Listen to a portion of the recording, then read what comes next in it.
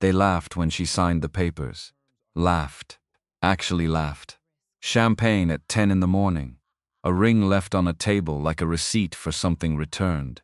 And she walked out into the Seattle rain without an umbrella, without a word, without a single thing they could see.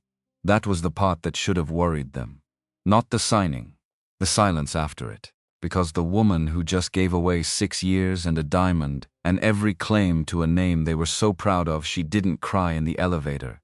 She didn't call anyone. She walked 2 blocks in the rain, got into a car that cost more than their annual bonus, and made 1 phone call. 1. And somewhere on the north edge of an estate nobody had looked at in 20 years, something was already growing in the dark. They thought they had won. They hadn't checked what was underneath the ground they were standing on. The conference room smelled like money and contempt. That was the first thing Sandra noticed when she walked in.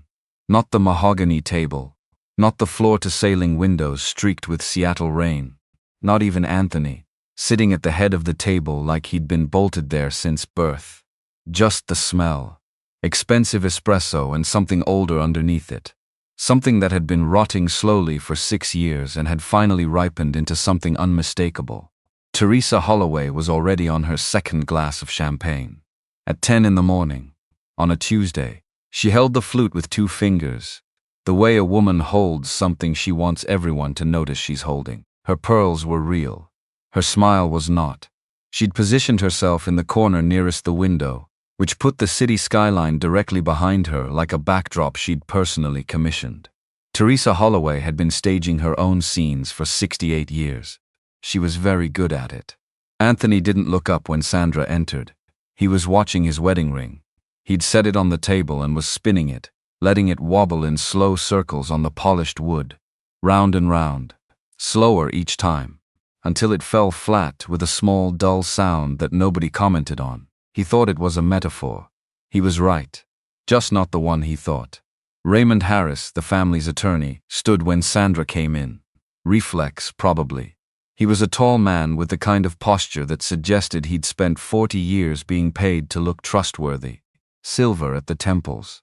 Suit that cost more than most people's monthly rent. He had a smile he deployed the way surgeons deploy scalpels, precise, practiced, designed to cut without appearing to. He gestured toward the chair across from Anthony. Sandra sat. She placed her canvas tote on the floor beside her feet. The bag was worn at the handles. A little frayed. The kind of bag that announced, without trying, that the person carrying it had more important things to think about than bags. Teresa noticed the bag immediately. Of course she did. Raymond slid the document across the table. 53 pages. Sandra knew the exact count because she'd had her own attorney review a draft version 11 weeks ago. Not that she'd mentioned that to anyone in this room. The document landed in front of her with the soft authority of a verdict. Raymond's voice dropped into its professional register.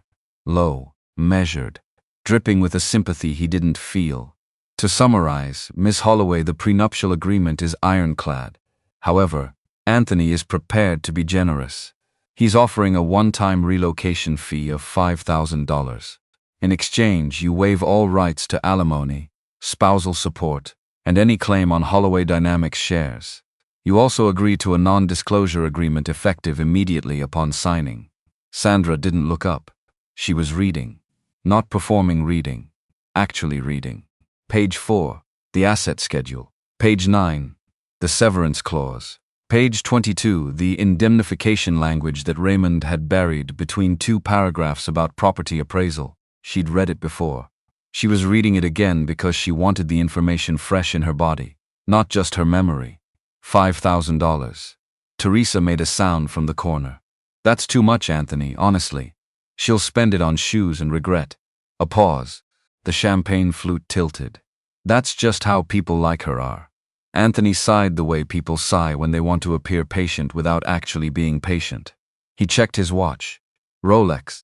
The one he'd bought himself, the quarter Holloway Dynamics, hit its first $100 million in revenue. He'd told that story at every dinner party for 3 years running. Just sign it, Sandra. His voice had that particular flatness of someone who has already moved on to the next chapter and is mildly annoyed the current one hasn't ended yet.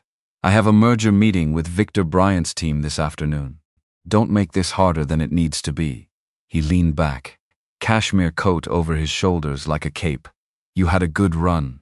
You lived here, you ate well, you wore the jewelry I picked out. The ride is over. Just sign and we can all move forward. The room waited. Sandra turned another page. She took her time, and that unhurried patience, that total absence of the trembling, or the pleading, or the ugly tears, Anthony had privately been expecting, and, if he was being honest with himself, counting on that was the thing that put a small, strange crack in his certainty. Not wide enough to worry about, just enough to notice. He dismissed it. Sandra finally looked up. Her eyes were dark brown, almost black in the conference room light. Completely dry. Not the dry of someone holding it together. The dry of someone who has already resolved every feeling that needed resolving, and is now simply here to conduct business. I don't want the 5,000. Her voice was quiet. Not weak. Quiet the way a held door is quiet, there's weight behind it. Teresa whipped around so fast her champagne sloshed. Excuse me?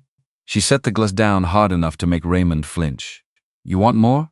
After everything I don't want any money. Sandra said it the same way she'd said the first thing. Even, still. I'll sign the divorce papers. I'll sign the NDA.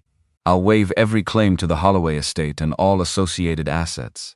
She reached into the worn canvas tote and pulled out a photograph, small, folded once. She set it on the table and smoothed it flat with 2 fingers. I only want one thing.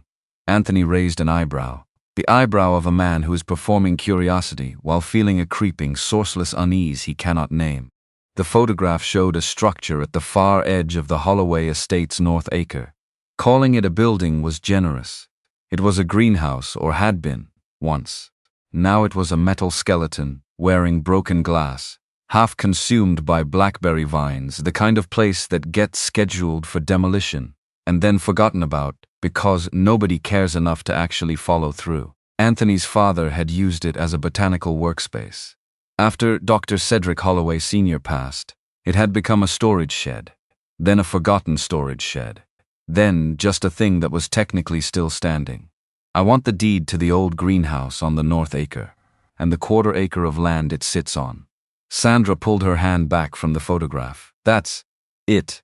The silence that followed lasted exactly 10 seconds. Teresa broke it with a laugh that wasn't really a laugh. It was the sound a woman makes when she wants to perform disbelief so completely that no one in the room has any doubt about how absolutely ridiculous she finds the situation. She doubled over. Her pearls swung forward. She pressed one hand to her chest like she was managing a medical episode. The greenhouse. Teresa could barely get the word out between the gasping. Richard Anthony, she wants the shack. She wants the shack. Anthony shook his head slowly. His mouth had curved into something that was almost fond, the way people get fond of something they've thoroughly underestimated. Sandra. That thing is condemned. We were going to demolish it next month to expand the motor court. There's nothing out there but weeds and my father's old junk. He spread his hands, palms up. Reasonable man. Generous man. Why would you want that? Sentimental value. She said it without blinking. I spent a lot of time there when you were working late. The phrase landed in the room and stayed there. Everyone understood what working late meant in the context of Anthony Holloway's marriage. Raymond understood it. Teresa understood it. Anthony understood it better than anyone. His jaw moved slightly. He turned to Raymond. Can we do that? Just carve out that piece of land? Raymond was already flipping through the property survey. He moved his finger down the page, found what he needed, frowned at it the way lawyers frown at things that are inconvenient but not problematic. Legally, yes. The assessed value of that parcel is negligible. It's mostly shale rock and clay not suitable for construction without significant remediation. Strictly speaking, transferring it to her costs you more in paperwork than the land is worth, and she'd inherit the outstanding tax liability on the structure itself. He looked up, which is frankly more than the property is worth. Anthony was already reaching for his pen. Done. He slid the document toward her. Take the dirt, Sandra. Build whatever you want with it. I genuinely do not care. She picked up the pen. It was a Mont Blanc. Heavy. Gold-plated. A senator had given it to Anthony at a fundraiser 3 years ago, and he kept it on the conference table the way people keep objects that confirm their place in the world. Sandra held it for a moment. Just held it. Then she flipped to the back page, found the signature line, and wrote her name without hesitation. Sandra A. Ashford Holloway. The scratch of the pen on the paper was the only sound in the room. She capped the pen, set it down gently, parallel to the edge of the document, reached into the canvas tote again and removed her wedding ring. 3 carats. Cushion cut. Anthony had chosen it from a catalog while on a conference call, a fact Sandra had discovered 18 months into the marriage when she found the email chain. She placed the ring on top of the signed papers, centered, deliberate. You're free, Anthony. She stood, smoothed the front of her cardigan with both hands, picked up the canvas tote. Anthony stared at her. Something in his chest had gone sideways, and he couldn't locate the source of it. He'd wanted her to argue. He'd wanted the raised voice and the accusations and the threats, the ugly theater of a woman realizing she had nothing left. He'd needed that. He understood now, in some basement level of himself he hadn't examined recently. He'd needed to see her come apart so he could feel entirely justified about the woman he was meeting for lunch. That's it? He heard the words come out of his own mouth and didn't entirely know why he'd said them. That's it. She didn't look back. She was almost to the door when Teresa stepped into her path. Teresa Holloway was shorter than Sandra by 3 inches, but she'd built a life out of making shorter count for more. She moved with the compressed authority of a woman who had spent decades using money and status, the way other people used fists. She leaned in close. Her perfume was expensive, floral, and underneath the floral, something that had been preserved past its natural lifespan. Don't you dare come crawling back when the rent is due. Teresa's voice was a whisper designed to carry. You were a mistake from the beginning, Sandra. A charity case. We all laughed at you. The whole time. Every dinner party, every event, every trip. We laughed. She tilted her head. And right now, today, the whole city is watching you walk away with nothing but a piece of bad land and a cardigan from Target. You know that, right? Sandra looked at her. The look lasted maybe 3 seconds. And in those 3 seconds, something moved across Sandra Ashford's face that Teresa Holloway had not been prepared for. Not tears. Not anger. Nothing so readable as it was the expression of a person who has just made a final internal calculation and arrived at a number that satisfies them completely. Calm the way deep water is calm. Still the way a weight is still before it drops. Goodbye, Teresa. 2 words. Level as a horizon. She walked out. The oak doors closed behind her with the soft, solid sound of good craftsmanship. And in the conference room, the laughter erupted. Anthony uncorked the Dom Perignon that Raymond had somehow had the foresight to bring. The cork hit the ceiling. Champagne climbed the side of the glass. Teresa held her flute up for a refill and made a sound that was 90% triumph and 10% relief. Anthony raised his glass. To moving forward.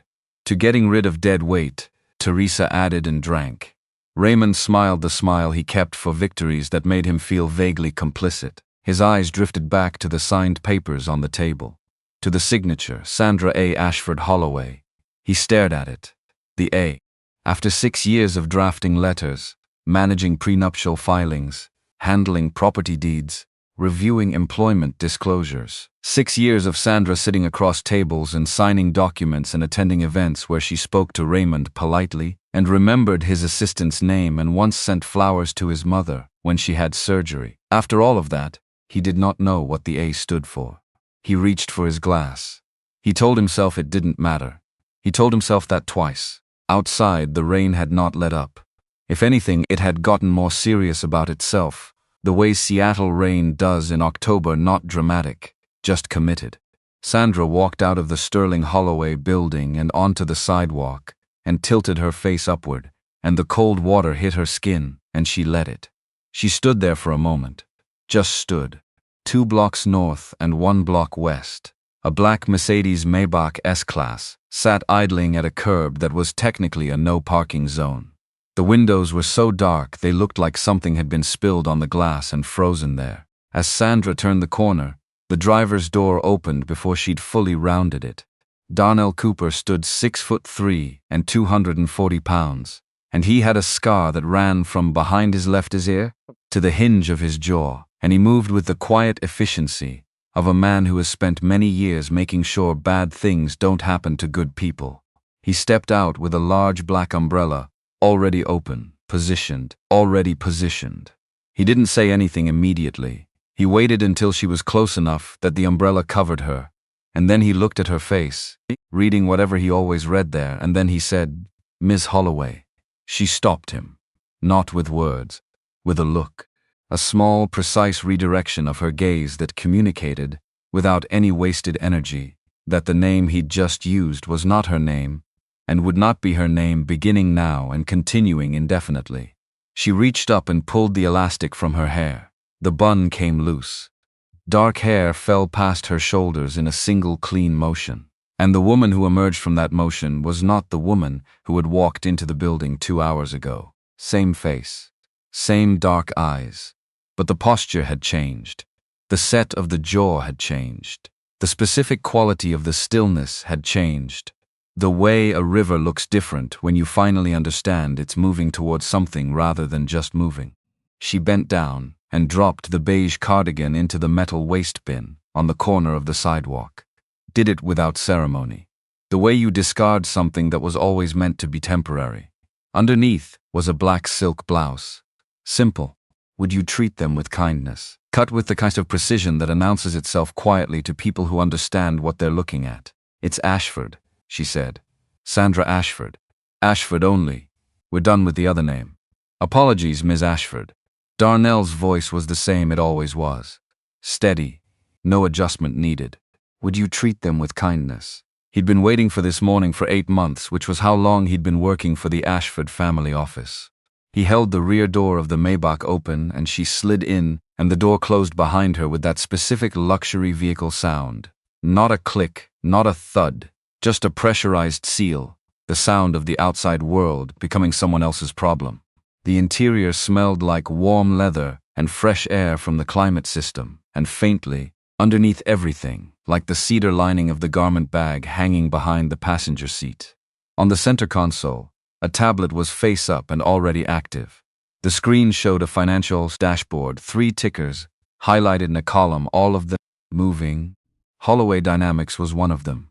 Sandra picked up the tablet and settled back. "Secure line," she said toward the cabin intercom. A pause. A click.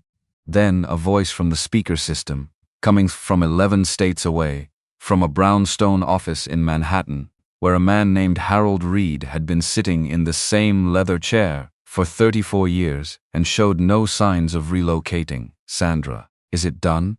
"It's done, Harold." She watched the rain on the tinted window. "I signed everything. Waived the estate, the shares, the alimony. NDA is signed. They think I'm walking out with nothing." A pause from Harold's end. Not hesitation. Satisfaction being processed. "And the asset?" "Secured. The deed transfers within 72 hours. That's Raymond's standard processing time, and he has no reason to rush it. The geological survey from March is confirmed. The access road and primary silica deposit shelf for the North Quadrant sit on exactly 0.27 acres of that parcel.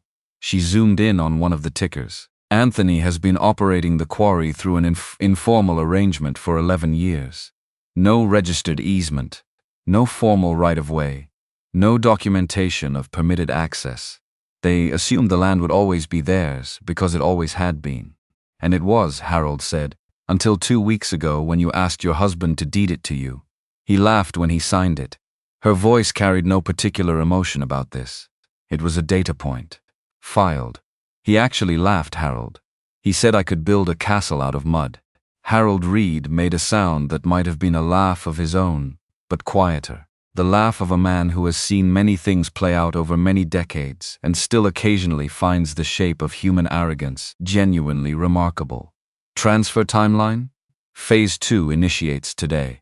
I want the holding titles moved from the shell companies back to the Ashford Family Trust by end of week. Publicly. I want anyone who looks, and they will look, once this starts moving, to be able to see exactly whose name is on those titles. She set the tablet down, looked at the city through the dark glass as Darnell pulled away from the curb into traffic. Get the jet ready. I need to be in Asheville by Thursday. Victor Bryant is shopping for a merger venue, and his assistant has already made 3 calls to properties we have relationships with. And you'd like to make sure he finds one. I'd like to make sure he finds exactly the right one. Another pause. Harold, when he spoke again, had added something to his voice. Not warmth exactly. More like the particular quality of long regard. Welcome back, Ghost. The line clicked off. Sandra leaned back against the headrest, closed her eyes for a moment. The car moved through downtown Seattle, threading the grid of one-kindness. One-way streets, and the rain kept doing what Seattle rain does, and she let the motion of it carry her for a minute before she picked up the tablet again and opened the document she'd been building for 8 months, the one labeled simply, in a folder 3 levels deep, the experiment final analysis. She scrolled past the early sections, the methodology, the initial conditions, the variables she'd introduced herself, her presence, her availability, her patience, her quiet, and the variable she'd controlled for, which was visibility. Who she actually was, what she actually came from. She'd you treat them with kindness. She'd controlled for that completely, and the results were clean and replicable and deeply, profoundly unsurprising to her, though they had taken something out of her that she hadn't fully accounted for in the experimental design. It turns out that hoping you're wrong is a variable too. The Ashford name, in the rooms where it mattered, meant something specific. Not fame, not celebrity. The kind of weight that operates in the negative space of a conversation, the silence that falls when certain words are said, the way a room subtly reorganizes itself. James Ashford, Sandra's father, had spent 40 years building an institution that sat underneath institutions. Ashford Capital didn't compete with the banks that financed technology companies. It financed the banks.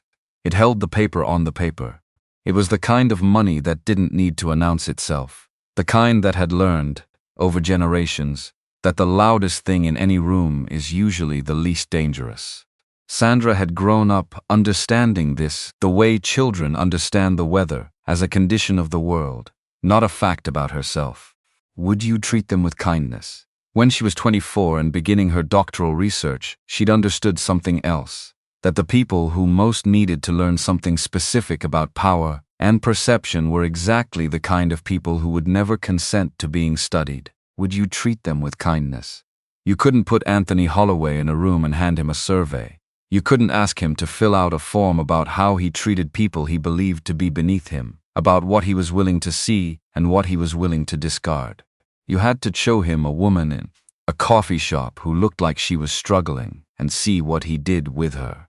Would you treat them with kindness? She'd met him at a place on Capitol Hill called Birch Street's Roasters, where she'd been sitting at a corner table with her laptop and a cappuccino, working through her 3rd chapter. She'd been wearing jeans and a flannel shirt, and her hair was loose, and she had ink on her fingers because she still took notes by hand when she was thinking hard. She'd looked, she supposed, like what she was, a graduate student in the middle of something complicated. Anthony had walked in with 2 colleagues and ordered at the counter, and then spotted her and detoured. He'd bought her a 2nd cappuccino without asking. She'd let him. Would you treat them with kindness? She'd watched him perform confidence across the table, the leaning back, the easy laughter, the questions that were really statements, the way he'd managed to mention his company's valuation within 7 minutes of sitting down, and she'd thought, well, case study. She'd given him her number. She'd told herself she would run the experiment for 6 months.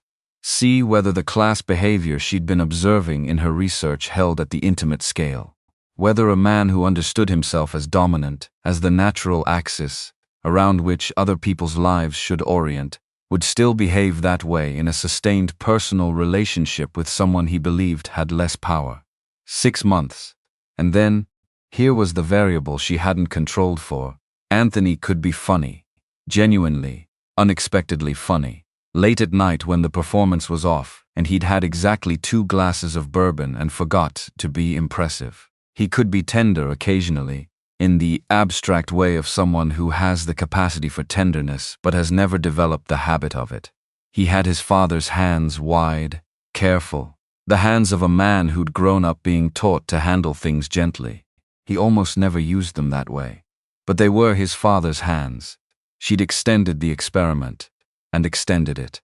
Would you treat them with kindness? And one morning about 14 months in, she'd woken up at 5 in the morning in his house in Medina, and looked at the ceiling, and had a very clear conversation with herself that ended with the conclusion that she had, without planning to, fallen in love with the subject of her research. And that this was either the most interesting data point she'd ever collected, or the most professionally compromising decision of her life, and she still wasn't entirely sure which. She'd decided to stay. Not because she'd abandoned the experiment, but because the experiment had changed. The hypothesis shifted. She wasn't asking anymore whether he would treat someone he thought had less power poorly. She already knew the answer to that. She was asking whether he could learn.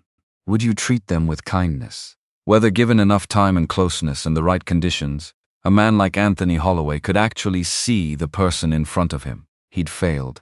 Slowly, then completely. The request she'd made to go for a walk, to look at something she was working on, to come to one dinner that wasn't about someone he needed something from, had each met the same gentle final wall. Not now. Not tonight. Don't be childish about it. I'm busy, Jen. He'd never gotten her nickname right. Her name was Sandra. He called her Jen. She'd corrected him twice. After that she'd let it go. And then she'd started writing it down in the methodology section as evidence. The car stopped at a light. Sandra looked out the window at a woman standing under an awning with a paper cup of coffee, reading something on her phone, completely unbothered by the rain a foot away from her feet. Ordinary Tuesday. Ordinary life. She picked up the tablet, opened a new message thread. The contact was listed as Ashford Capital North Pacific Regional Office. She typed, Phase 2 is green. Begin the easement filing block. Coordinate with county recorder. I want the deed transfer visible in the public record within 5 business days of receiving it. She sent it. Then she opened the next thread, marked Gaia Sovereign LLC Property Division, and typed, the North Acre parcel will be in our name by next week. Prepare the gate installation timeline for the access road. Physical barrier visible, clearly marked, no ambiguity. She sent that too. She opened the travel itinerary her assistant had prepared. The Blue Ridge Meridian, Asheville, North Carolina. 4,000 acres. Private airstrip. The main house was an architectural argument. 3 stories of glass and stone built into the side of a mountain, cantilevered over a valley that dropped 1,100 feet. Would you treat them 7 years ago, through a holding company her father had established in the 90s? Most people who tried to find the owner hit 3 corporate walls and gave up. Anthony would not look deeper than 2. She knew this because she knew Anthony, and because she'd watched Timothy, his assistant, make the first 3 calls to properties on his venue list the day after she'd signed the divorce papers. She hadn't been surveilling him. Would you treat them with kindness? She had people who monitored the public booking request channels for properties under Ashford's portfolio, standard practice for a holding company that valued discretion. The booking request from Sterling Operations LLC, doing business as Holloway Dynamics, had come through within 48 hours. $500,000 for 3 days. Anthony had approved it in under 2 hours. She'd instructed the property manager to send the acceptance immediately. The confirmation email had gone to Anthony's assistant at 10:47 that morning.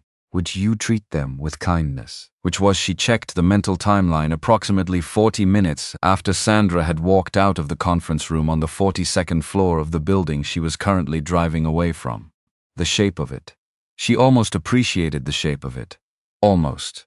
Darnell turned the car north, and the skyline shifted in the dark glass of the window, and Sandra Ashford watched her former city pass by. She'd liked Seattle. She'd liked the gray of it, the green underneath the gray, the way the water was always present at the edges of everything, the sound of it. She hadn't been performing that. She'd actually liked it. She thought about the greenhouse. Not the ruin it had become, though that too, because she'd spent enough time in it to know its specific quality of decay. The way afternoon light came through the broken glass panels in angled columns, the smell of mineral soil and old wood, and the ghost of something growing. She thought about Dr. Cedric Holloway Sr., whom she'd never met, who had died 3 years before Anthony first walked into Birch Street Roasters. She'd read everything she could find about him, his academic publications, his work with the University of Washington's botany department, 2 interviews he'd given to regional science journals in the 90s. He had been, by every account, a genuinely remarkable man. Patient, exacting. The kind of scientist who understood that the most important work couldn't be rushed. His son hadn't inherited that understanding, but his son had inherited the land. And the land, the specific, unglamorous, apparently worthless piece of shale and clay and compacted soil on which Dr. said you treat them with kindness. Cedric Holloway Sr. showed glass room for growing things. That land had something underneath it that Anthony had never bothered to investigate. Would you treat them with kindness? Because the geological survey that had been commissioned by the quarry operation 11 years ago had flagged the North Quadrant as part of the Holloway estate and moved on. Because the access road had always been there, and nobody had questioned whose ground it crossed. Because when you own everything, you don't think to count it. Sandra had commissioned an independent geological assessment 8 months ago. The report had taken 3 weeks. She'd read it on a Wednesday evening in the study that Anthony thought she used for her art projects. She'd read it twice. Then she'd closed the report and sat quietly for a while, and felt something she rarely let herself feel unchecked, a deep, clean satisfaction. The satisfaction of a hypothesis confirmed by data so clean it almost looked designed. The primary silica deposit for the quarry operation that supplied 40% of Holloway Dynamics' chip manufacturing material ran directly under the north quadrant of the estate. The access road, the only viable route to the mine entrance, crossed through exactly 0.27 acres of land, adjacent to the old greenhouse. Land that was, as of this morning, in the process of being transferred to Sandra Ashford. There was nothing illegal about what Anthony had done. The access had always been informal. The assumption of permission had simply never been challenged. In the world of property law, unchallenged assumptions are not the same as rights. You have to register an easement. You have to document a right-of-way. You have to actually account for the ground you're crossing. He'd never done any of that, because he'd never imagined the ground might belong to someone who wasn't him.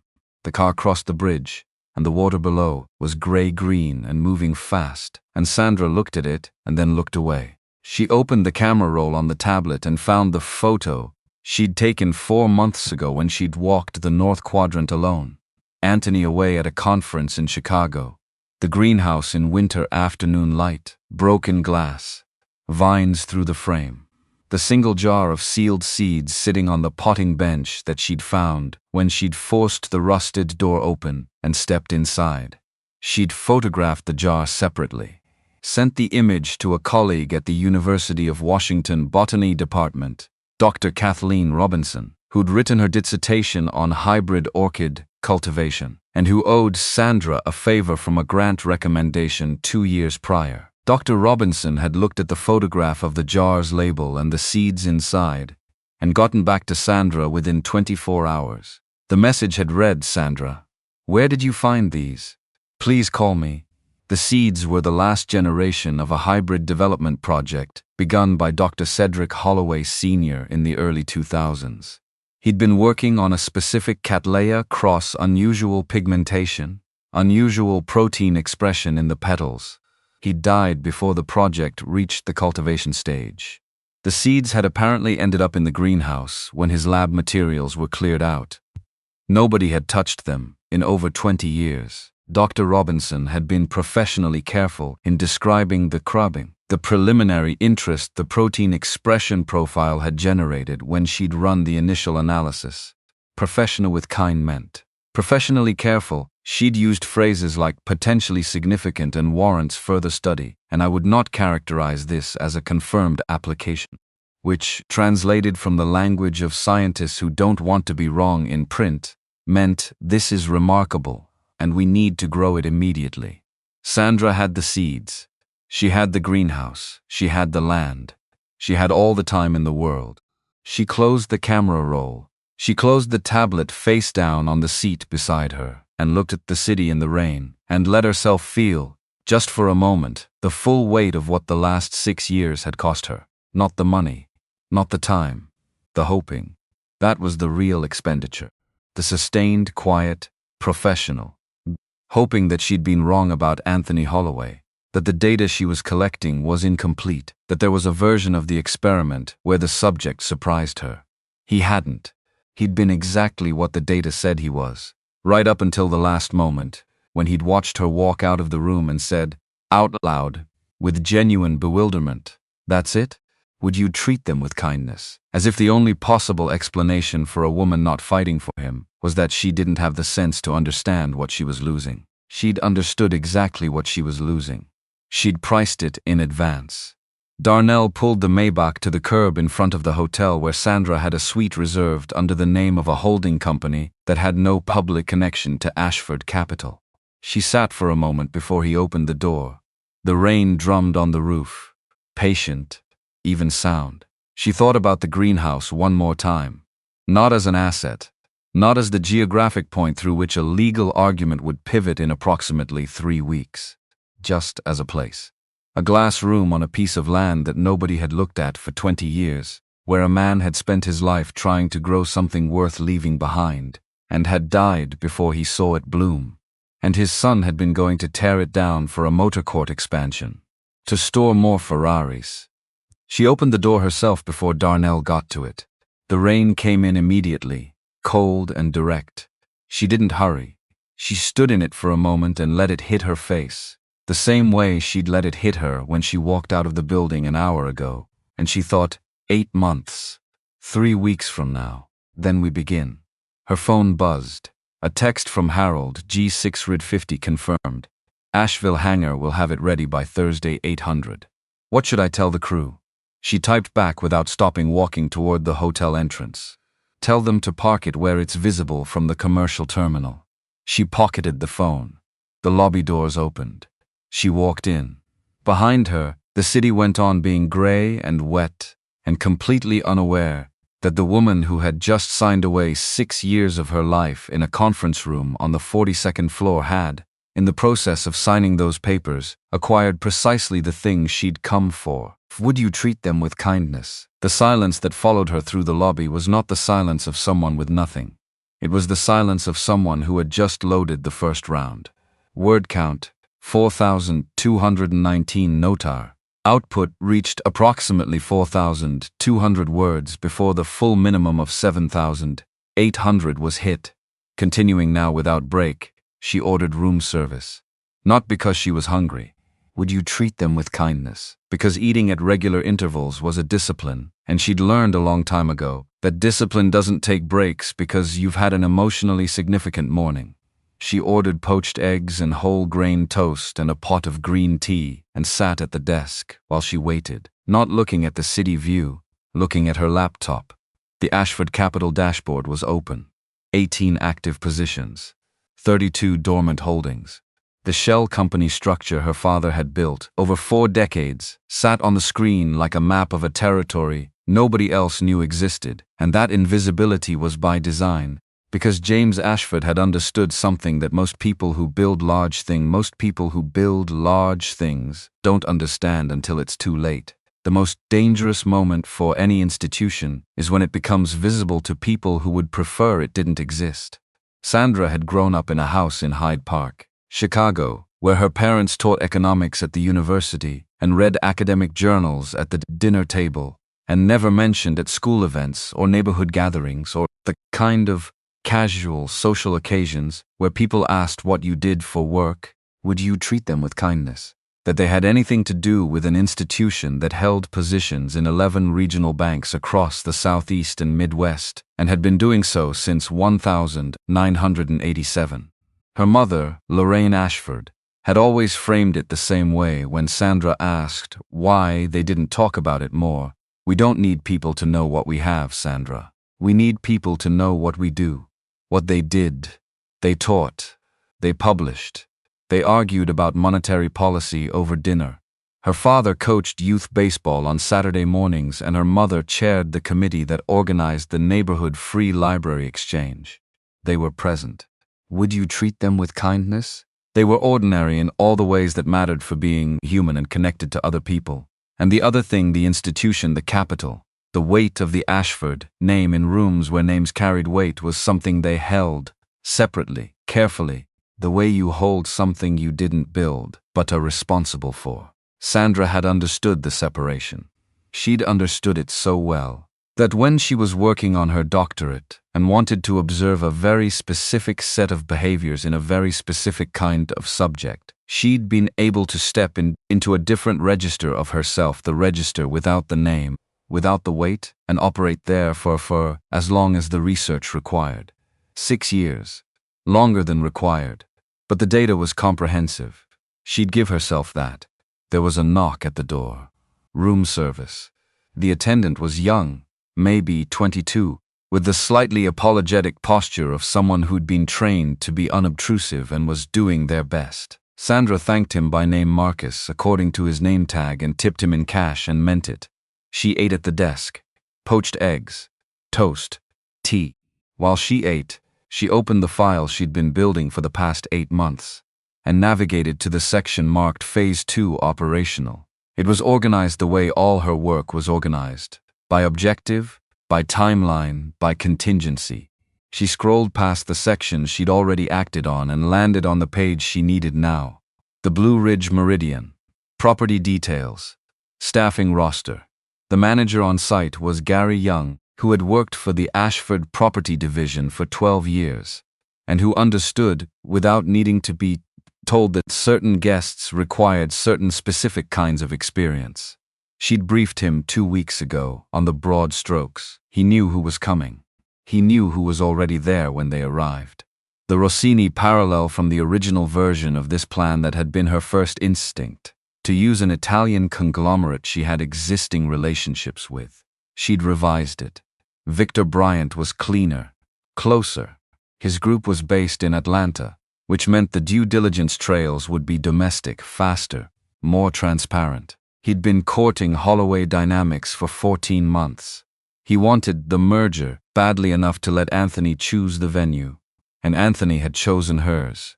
She thought about the moment she'd gotten the booking request notification. She'd been in a meeting with Harold and 2 members of the legal team, reviewing the easement filing strategy. Her phone had buzzed on the table and she'd looked at it, and the notification had read, "Booking request, Blue Ridge Meridian Sterling Operations LLC, 3 days, private event." She hadn't said anything. Would you treat them with kindness? She'd just looked at the notification for a moment and then set the phone face down again and returned to the conversation about easement law. Harold had noticed. He didn't say anything either. They'd wrapped up the meeting, and as the legal team filed out, he'd stayed behind and looked at her and said, he took the bait, and she'd corrected him immediately. He didn't take bait. He made a choice. He always makes the same choice. That's the point. Because that was the distinction that mattered to her. She hadn't tricked Anthony Holloway. She hadn't engineered a false set of options or manufactured a situation where his only possible move was the one she wanted him to make. Would you treat them with kindness? She'd simply understood him well enough, had spent 6 years developing a sufficiently complete picture of his decision-making process to know with confidence what he would do when presented with the genuine options in front of him. He would choose the most impressive thing available. He would choose it quickly and without asking questions, because asking questions required admitting there might be things you didn't know, and that was a posture Anthony Holloway had never been comfortable with. She finished her tea. She thought about the next 3 weeks, what they would require of her. There was a version of herself that she'd been presenting for 6 years, the version in the beige cardigan, the version with the messy bun. Would you treat them with kindness? The version that asked how Anthony's meetings had gone and listened to the answer for as long as he wanted to give it, and didn't interrupt and didn't correct, and didn't take up more space than seemed expected. That version was not entirely a fiction. Some of it was performance, yes. But some of it was also just what happened when you're paying close attention to someone for a long time. You develop a kind of attunement, a responsiveness to their rhythms. She'd been genuinely responsive to Anthony's rhythms. That was real. What wasn't real was the smallness, the deliberate compression of her actual self into the amount of room she appeared to occupy. The way she'd answered, "What do you do?"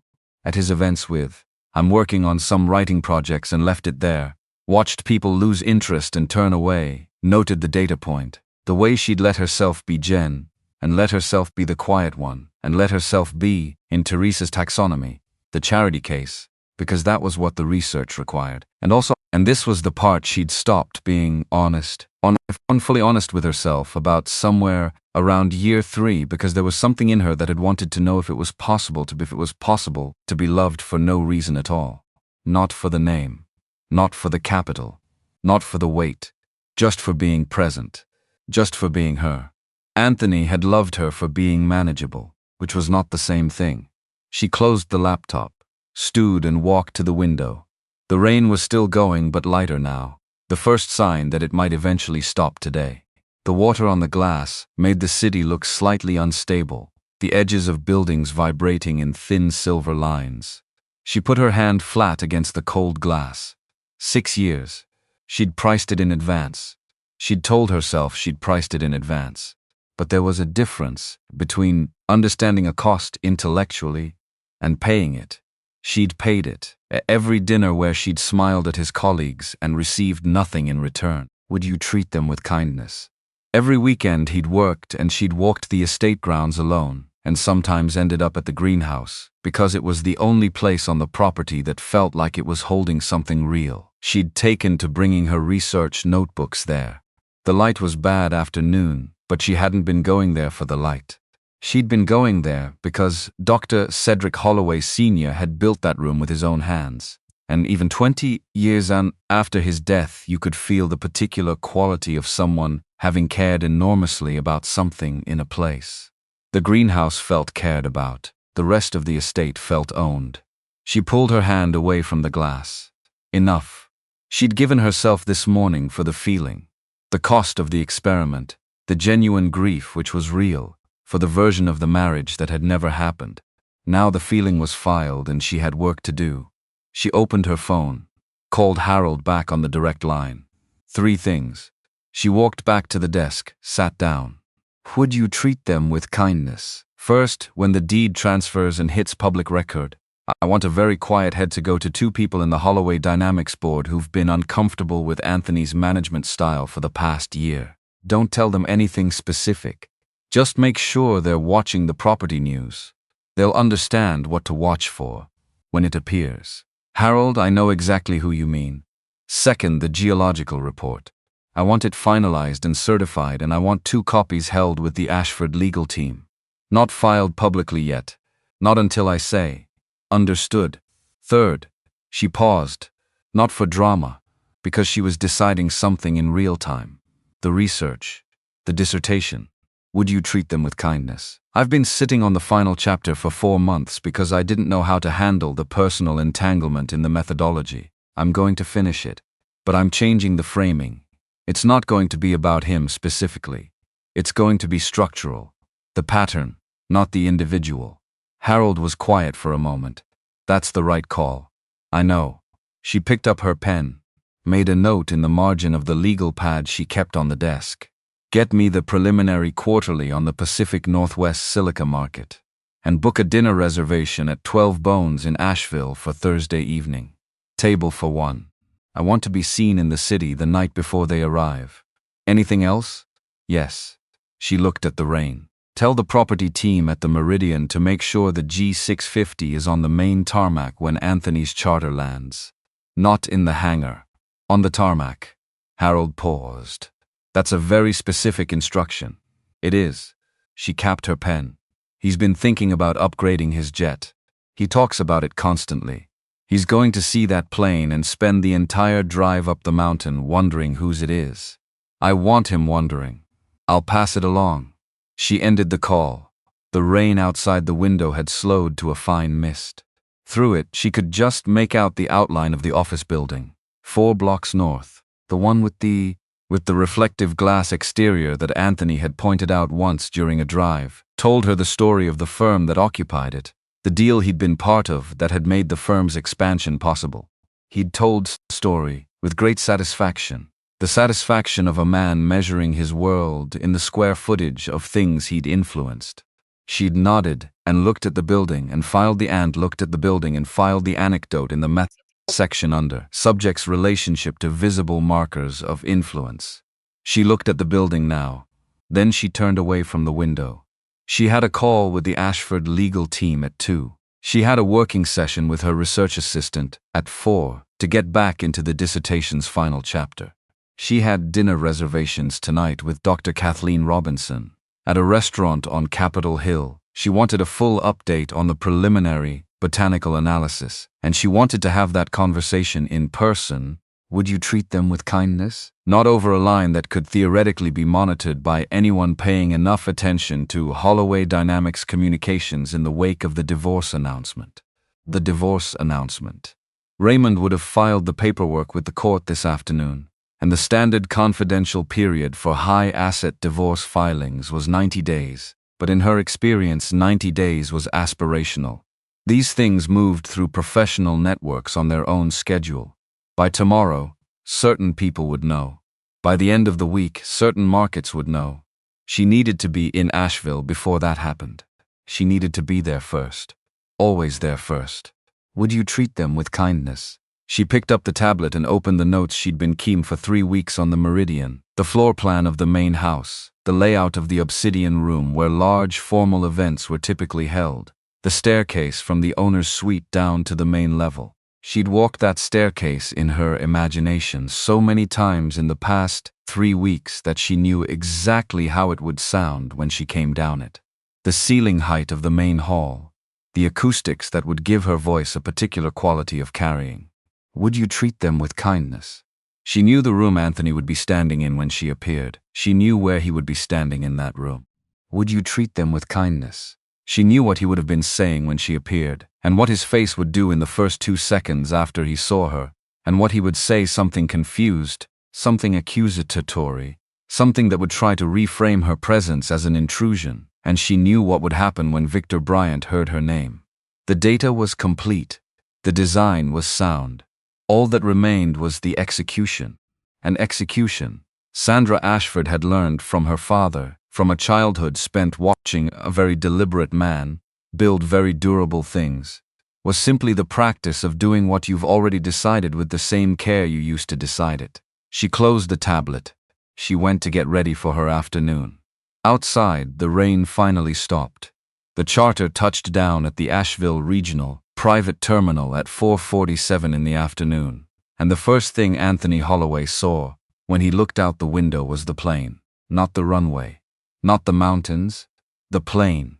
It was parked at the far end of the private apron, maybe 200 yards from the terminal building, and it sat there the way certain things sit, not trying to be noticed but impossible not to notice. A Gulfstream G650, matte black, no visible tail number from this angle.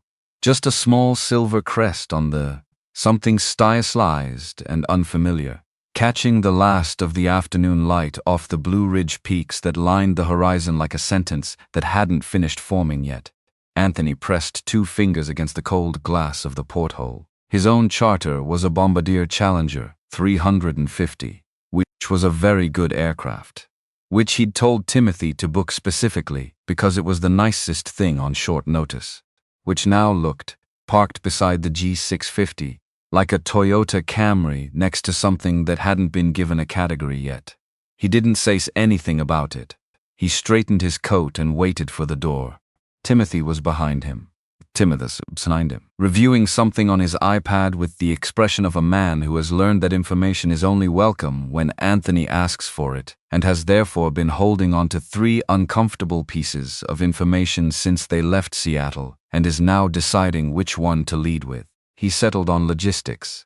Cars are waiting on the tarmac, sir. 3 vehicles. The property sent them. Good. Anthony buttoned the top button of his cashmere coat. Cold here. Sharper than Seattle, thinner air, the specific chill of elevation. He moved toward the steps. Teresa was already on her feet, adjusting her travel scarf with the focused irritation of someone who holds aircraft responsible for the physical indignity of air travel. Her coat was camel wool. Her earrings were the small diamond studs she wore when traveling because she refused to be ostentatious in transit, which was its own form of ostentation. "My ears," she announced, "have not recovered." "Your ears are fine, mother."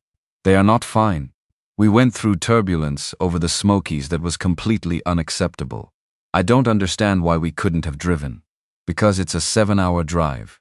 Some of us prefer 7 hours of comfort to 40 minutes of ear damage." Raymond Harris was already on the tarmac, briefcase in hand, looking at the mountains with the expression of a man who is hoping that the sheer grandeur of the natural landscape will settle his nervous system. It was not working. He'd been off since they'd left the city. Something about the venue booking had been sitting wrong with him, a splinter in the professional skin of his instincts that he couldn't locate precisely enough to extract. The transfer had been too smooth, the approval too fast. "Would you treat them with kindness?" The price, $500,000 for 3 days, was the kind of price that was supposed to mean something, was supposed to carry the weight of exclusivity. And instead it had arrived with the frictionlessness of something that had been waiting to happen. He hadn't said any of this to Anthony. Anthony was already at the cars, 3 matching black Cadillac Escalades, engines running, a driver standing beside each one, and was asking the lead driver about travel time to the property. The driver was a compact man in his 50s with the economical movements of someone who has done the same job well for a very long time and sees no reason to make it look harder than it is. 40 minutes, sir. The road up the mountain takes it." "Fine." Anthony looked back at the matte black G650 on the far apron. "That plane. You know whose that is?" The driver glanced in the direction Anthony indicated. A professional pause, not evasion. "Calibration. The owner of the property, sir. She arrived last evening to ensure the estate was prepared." Teresa, who had appeared at Anthony's elbow with the quiet suddenness of someone who has spent decades positioning herself at the center of conversations. "She?" "Yes, ma'am." "A woman owns this place?" The driver's expression didn't change. "The owner values her privacy, ma'am. She asked that we make sure you had everything you need for the drive up, and that was it." "Would you treat them with kindness?" The driver moved to the vehicle and held the door, and the moment closed, and Anthony got in, and the motorcade pulled off the tarmac and onto the private road that wound out of the airport property and began its climb into the mountains. Anthony looked back once through the rear window. The G650 was still visible on the apron, dark and still. He faced forward, told himself it was just a plane. The drive took 43 minutes and covered a vertical ascent that Anthony felt in his jaw and ears, the pressure of elevation doing what it does. The road narrowing twice to pass through cuts in the rock face, where the stone was dark and close on both sides, before opening again to switchbacks with nothing on the outer edge but a guardrail and a valley that went down a very long way. There was no other traffic, no houses visible through the tree line. Just the mountain and the road and the 3 black vehicles moving up it single file, and outside the windows, the sky had gone the particular shade of blue that comes in mountain country in October, when the sun is dropping behind the ridgeline and everything below the tree line goes cool and dark while the peaks are still lit. Anthony checked his phone 3 times during the ascent. Brian Thompson had sent a market update. He dismissed it. Timothy had forwarded a brief from the Holloway Dynamics legal team about the merger documentation timeline. He read the first 2 lines and set the phone face down. There was a notification from the Holloway Estate property manager in Seattle about a contractor inquiry on the North Acre demolition project, the greenhouse. He'd approved the contractor last month. He opened the notification, saw that it was a scheduling update they were pushing the demo to next month due to equipment availability, and closed it without responding. Then the road curved one more time, and the trees fell back, and the Blue Ridge Meridian appeared. Anthony Holloway had seen expensive things. He'd been in the lobby of the Four Seasons. He'd eaten dinner in a private room at a Michelin-starred restaurant in New York, where the lighting was so precise it felt like being inside an argument about perfection. He'd been to a tech founders retreat in Sonoma, where the guest cottages cost $40,000 a night and came with a personal sommelier and a view of a vineyard that looked like someone had painted it with the explicit intention of making people feel grateful for being alive. The Meridian was different. It wasn't trying. 3 stories of steel and reclaimed stone. Glass so clear it looked less like glass than like an argument against the concept of walls. The main facade cantilevered over the edge of the mountain, with the specific insouciance of an architect who understood exactly how much weight that ridge could bear and had chosen to use all of it. Below the structure, the valley dropped 1,100 feet and then kept going, dark and soft in the fading light. And above the structure, the sky was the color of something cooling rapidly, blue going purple at the edges. It didn't look like a property. It looked like a point of view. Anthony stepped out of the Escalade and stood on the slate approach and just looked at it for a moment. Rare.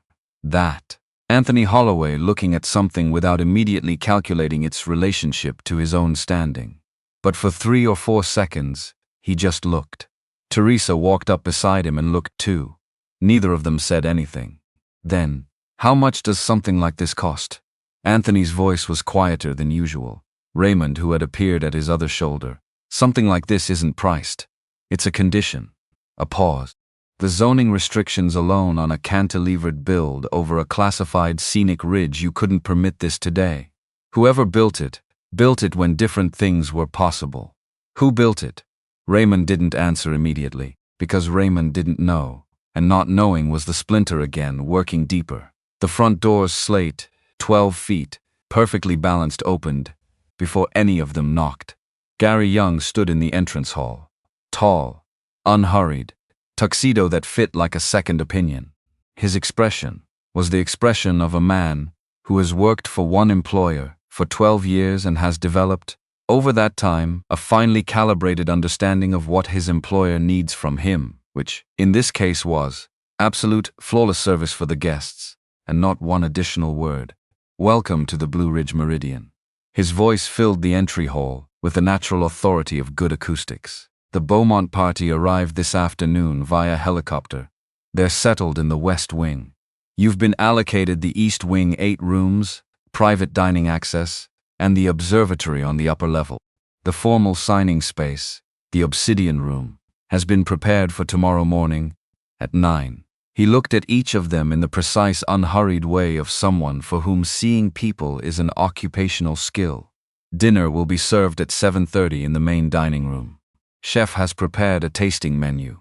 I'll have someone show you to your rooms. Teresa was already looking past him into the entry hall. Black marble floor, polished to the level of abstraction. Double-height ceiling. A single piece of art on the far wall, large and dark and textured. The kind of art that doesn't explain itself. And the owner? She meant it to sound casual. It didn't. Will we be meeting her? I'd like to thank her for the accommodations. Gary's expression yielded nothing. The owner is occupied this evening. She'll join you for the signing ceremony tomorrow morning, as host. The word host landed with a weight. Teresa didn't know what to do with, and she covered this by looking at the marble floor and finding nothing to criticize about it, which annoyed her further. Anthony moved into the hall and felt it. The way a place that has been intentionally designed can make you feel something you can't name before you've registered any specific detail. The temperature treat them with kindness. The temperature was exactly right, not the aggressive temperature control of a hotel, but the temperature of a place that has been thought about, that has been adjusted over time by someone paying close attention. The light was low and warm and came from sources that weren't immediately obvious. There was a smell: cedar, stone, something faintly green, like a room that had plants in it somewhere close. The sound of the outside, the mountain wind, and the far-off voices of water running somewhere below the property came through the glass in a way that was perfectly calibrated between present and distant. Somebody had cared enormously about this place. You could feel it the way you feel a well-made thing, not in one feature but in the accumulated weight of 1,000 details that never called attention to themselves.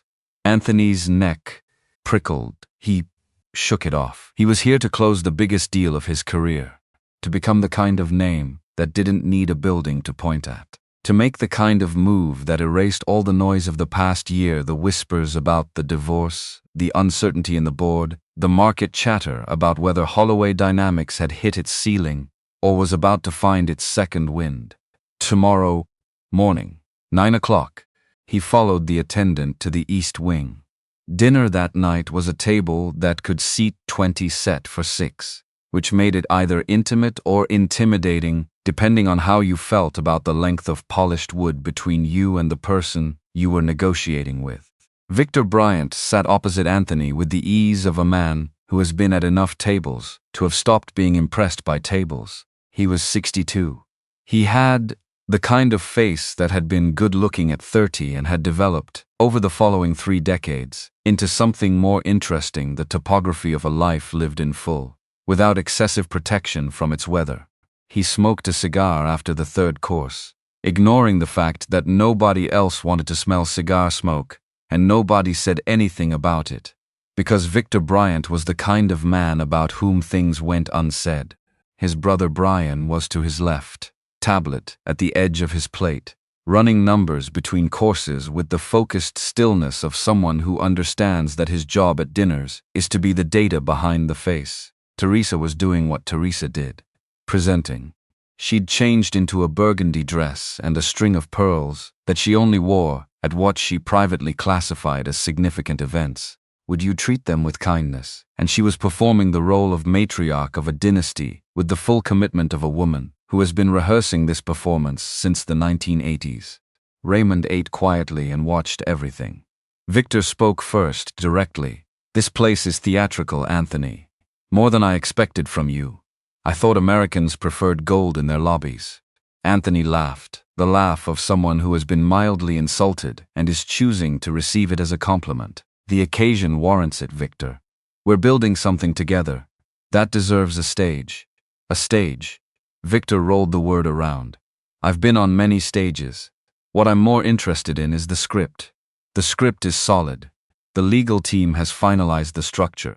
After tomorrow's signing, Beaumont's logistics network integrates with Holloway Dynamics' manufacturing and distribution capability, and we're looking at a combined entity that, I know the numbers, Anthony." Victor's voice didn't rise. It didn't need to. It just became more precisely itself. "I've read the numbers 4 times. What I'm asking about is the ground the numbers are standing on." He drew on the cigar, released the smoke sideways away from the table. "Your divorce was finalized recently. A beat. 2 weeks ago." Anthony kept his face neutral. "It won't impact anything. Clean break. No assets disputed." She signed everything and walked away. She walked away with nothing? With nothing that matters. Victor's eyes moved to Brian. Brian looked at his tablet, set it down with the deliberateness of someone setting down a loaded firearm in a crowded room. "There's interesting movement in the silica futures market today. Pacific Northwest, up 14% since this morning." Anthony blinked. "Futures fluctuate. We have stockpiles." Brian didn't look up. "How much stockpile?" "Enough for Timothy knows the exact numbers. 6 weeks at current production run." 6 weeks. Brian said it once, left it there like a number on an empty table. Victor extinguished his cigar in the crystal bowl that Gary Young had placed at his elbow without being asked. He looked at Anthony with the specific quality of attention that very experienced men bring to things that might be important, and might be nothing, and require another 24 hours to determine which. "We'll sign tomorrow, Anthony, assuming the documentation is clean, but I want to be clear about something." He looked at the glass floor, through which, faintly, impossibly, you could see the drop of the valley below, the dark shape of the mountain going down. "I don't invest in houses of cards. I've seen too many of them. They look like houses. Right up until they don't." Anthony nodded, felt something tighten in his chest that he diagnosed as anticipation and suspected might be something else. Teresa stepped in from his left, knife and fork, going with the rhythmic precision of someone who wants to redirect a conversation before it arrives somewhere inconvenient. She was nobody, Mr. Bryant. A woman Anthony met when he was, well, Everyone has a moment of poor judgment. She had no head for business, no understanding of finance, no relevance to anything in this room. I promise you the company is clean. Victor looked at Teresa with an expression she hadn't seen before and therefore didn't know how to read. It wasn't dismissal. It wasn't agreement. It was the expression of a man who has just received a piece of information that he's going to think about later, possibly for a while, in a room by himself. He picked up his wine glass, and above them, on the mezzanine level that ran the length of the dining room and was visible from below only as a railing and shadow, a figure stood in the darkness and watched. She was wearing a deep charcoal robe over a silk shirt, and she held her wine glass by the stem the way someone holds something they've earned the right to hold. The Camus Reserve, 2019, which happened to be the vintage she'd been meaning to drink for 2 years, and which Anthony had never thought to ask her about, not once in 6 years of shared dinners, not the preference or the occasion or any of it. She watched Anthony perform confidence at a table that belonged to her. She watched Teresa manage the room with the blunt instrument of her authority, which had always worked kindness, which had always worked before and was going to stop working very soon. She watched Victor Bryant observe Anthony with the particular quality of attention that meant Victor had already noticed something he hadn't named yet. Sandra set her glass down on the railing and watched Anthony wipe sweat from his temple with the edge of his cloth napkin when he thought nobody was looking. She was looking. She turned and walked back through the mezzanine, away from the dining room, soundless on the stone floor, and down the private corridor to the owner's suite, which occupied the entire north end of the 3rd floor, and from which 3 separate monitoring feeds were currently active on the desk beside the window. The suite smelled like cedar, and the outside air that came through the slightly cracked window, cold and clean, the smell of the mountain at night. She sat at the desk. The first monitor showed the dining room feed. Gary had briefed her on the camera positioning, security system standard, nothing invasive. She watched Anthony pour his 3rd glass of wine, watched Brian Thompson tap something into his tablet, watched Raymond Harris eat in the careful, measured way of a man who has decided that being very still might prevent something bad from happening to him. The second monitor was the Ashford Capital Market dashboard. The silica futures position she'd been building through a series of layered instruments over the past 6 weeks was moving. Not dramatically, carefully, the way water moves when it's finding its level, inevitable and patient and, if you didn't know to look for it, invisible. The third monitor showed the document she'd been preparing for 3 weeks. Not the legal documents. Those were handled, filed, staged, ready. This document was different. It was the briefing she'd prepared for Victor Bryant. 12 pages. His company's full financial history. The Bryant Group's actual leverage position, which was somewhat more exposed than their public filings suggested. 3 specific liability items that his legal team had not disclosed in the preliminary merger due diligence. Nothing illegal on Victor's part, nothing that would constitute fraud or require reporting. Just the accumulated ambiguity that builds up in any large organization, over 20 years of deals and relationships and favors exchanged, and corners cut with good intentions. She wasn't going to use the document as a weapon. That wasn't the design. She was going to use it as a foundation. The foundation of a different conversation. One that began not with Holloway Dynamics is compromised, which was true but which made Victor a victim. And Victor Bryant had not spent 62 years in business to become anyone's victim, but with "I understand your position better than you might expect, and I have a proposal that addresses both of our interests." The Beaumont merger had been Victor's idea of a capstone, the final acquisition that would complete the geographic and logistical network the Bryant Group had been building for 2 decades. He wanted Holloway Dynamics manufacturing muscle and Pacific Northwest market access. He'd been patient. He'd structured the deal carefully. He didn't want to own the company outright. He wanted integration, shared control, the kind of partnership that built something that outlasted both parties. Sandra could give him that, better than Anthony could. Would you treat them with kindness? Because what Sandra could give him, in addition to the manufacturing network he was after, was the one thing Anthony Holloway had been accidentally blocking for the past 3 years: the clean silica supply chain. Cyan that sat under the north acre of the Holloway estate and that the Bryant Group's tech-side operations had been quietly desperate for. She could open that gate. She could give him everything he came for. She just needed 48 hours and a staircase. She looked at the dining room feed. Victor was laughing now, genuinely, a real laugh at something Brian had said. The laugh of a man among people whose company he actually enjoys. Anthony was laughing too. But Anthony's laugh had a half-second delay. The delay of someone who is listening for the right moment to laugh, rather than laughing because something was funny. And Sandra noticed it the way you notice a clock that's slightly slow, not dramatic, but wrong. She had loved that man. This was the thing she allowed herself to acknowledge fully, once, in private, in rooms where nobody would see her face while she acknowledged it. She had loved him. The specific, irreducible fact of him, the late-night funny version, the rare gentleness, his father's hands, she had loved that. It had been real. It had not been enough. And he had not chosen to see what was in front of him, clearly enough to know what he had or what he was doing with it. You can love someone and still have to be done with them. These things coexist. She turned off the dining room feed, opened the geological survey on her laptop. 47 pages. She'd read it 11 times. She knew it the way you know something you've carried for a long time by weight, by texture, by where it pressed against you when you moved. 0.27 acres. A gate. A road that led to a mine that was the arterial supply line for 40% of what Holloway Dynamics built.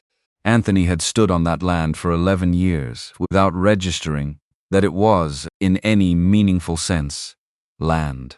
It was just the ground under the greenhouse.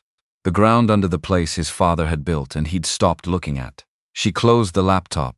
She went to bed at 10:45. She slept. The fog moved in from the western ridge sometime before dawn, and by 6 in the morning it had taken the mountain completely. The glass walls of the meridian were white on all sides. The valley was gone. The peaks were gone.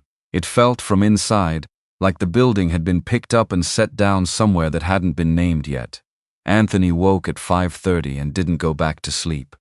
Would you treat them with kindness? He lay in the dark of the East Wing's primary suite and looked at the ceiling, which he could just make out in the pre-dawn gray, and listened to the wind against the glass. He'd dreamed of the greenhouse. Not a narrative dream, just the image of it. The broken glass panels, the interior dark and vine-choked and smelling of mineral soil. And in the dream there was something in the middle of the room that he couldn't look directly at.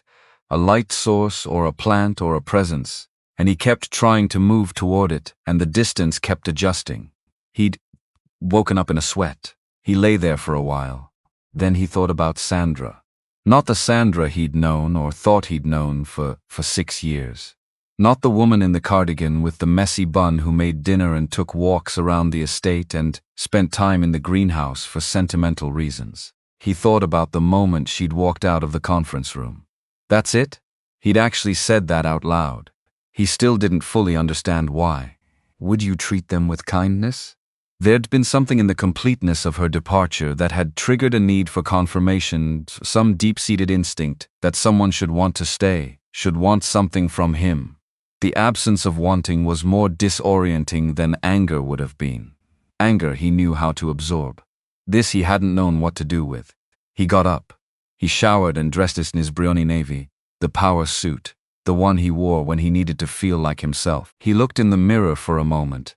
He looked like Anthony Holloway, CEO of Holloway Dynamics, man of consequence, man about to close an $800 million deal. He went downstairs to find coffee. Raymond was already in the East Wing sitting room, working through documents at a small table, his briefcase open beside him, reading glasses on, the physical manifestation of professional preparedness. He looked up when Anthony entered and immediately looked like he had something to say and had been deciding whether to say it. What? Anthony poured coffee from the service tray. Raymond removed his glasses, held them in both hands the way people hold things when they're about to say something they expect to be received poorly. I pulled the deed transfer record on the North Acre parcel early this morning. just to confirm the tax liability cleared properly before we have it on record. And the transfer is in process. It'll hit public record in 2 to 3 days. But the new owner of record isn't listed as Sandra Holloway. Anthony frowned. She sold it already? The listed owner is an LLC, Gaia Sovereign. So she flipped it. Anthony almost laughed. Couldn't quite work up the energy. Good for her. Maybe she got 20,000 for it. Maybe she got enough for 6 months of Anthony. Raymond's voice cut through clean and quiet. I ran a public records search on Gaia Sovereign this morning. It took me 40 minutes and 3 different databases to find a connection, and I found it because I knew what I was looking for. He paused. It's connected through 2 shell entities to a holding company called Ashford Capital. A silence. Anthony set his coffee cup down. Ashford. He said the word. Let it sit in the air. As in, I don't know yet. I'm still pulling threads. But Ashford Capital is not a small operation, Anthony. The assets under management that I can find a public trace of are. Raymond looked at his notes. Substantial. And there's a personal name attached to the original LLC registration. The Ashford Family Trust. Anthony stood very still. His brain was doing something it rarely did. Searching through 6 years of stored information, conversations, details, moments he'd been present for without fully attending to, and finding, in the retrieval, an uncomfortable absence where information should have been. He had never met her parents. 6 years. He had never met her parents. She'd mentioned them occasionally. Academics. Chicago. Some vague gesture toward a professional life before she'd said she was freelancing. He'd never followed up. There was always something more immediately relevant to discuss, usually himself. He hadn't known what the A stood for. That thought came from nowhere and landed in the center of everything. He hadn't known what the A stood for, and he hadn't thought to ask, and she'd signed the paper Sandra A. Ashford Holloway, and he'd watched her do it, and the name had been there the whole time, right there. And he hadn't. Raymond. His voice had a new quality. Lower.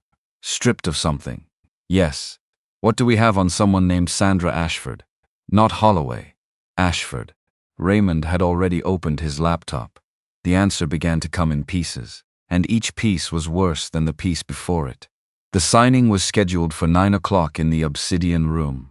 At 8:47, Anthony sat at the long table of petrified wood and watched Raymond arrange documents with hands that were visibly unsteady.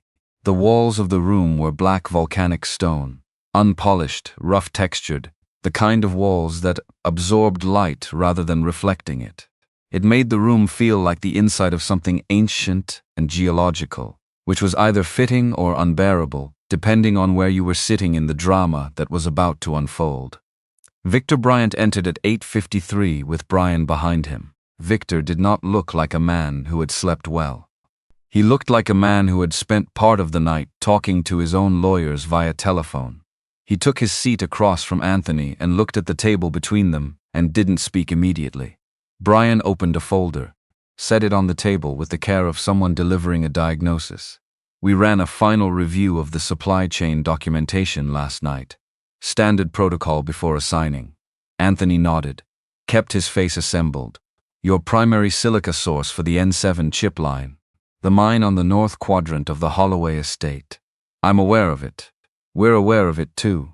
Brian's voice was neutral in the way that specific and deliberate neutrality is never actually neutral. The access road to that mine.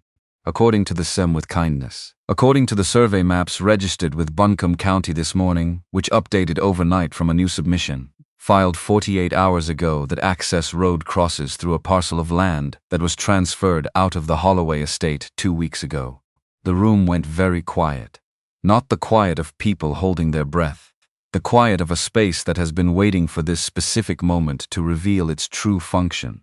That parcel, Brian continued, is now listed under Gaia Sovereign LLC. And this morning, at approximately 6:15 a.m., a physical barrier was installed on the access road at the boundary line of that parcel.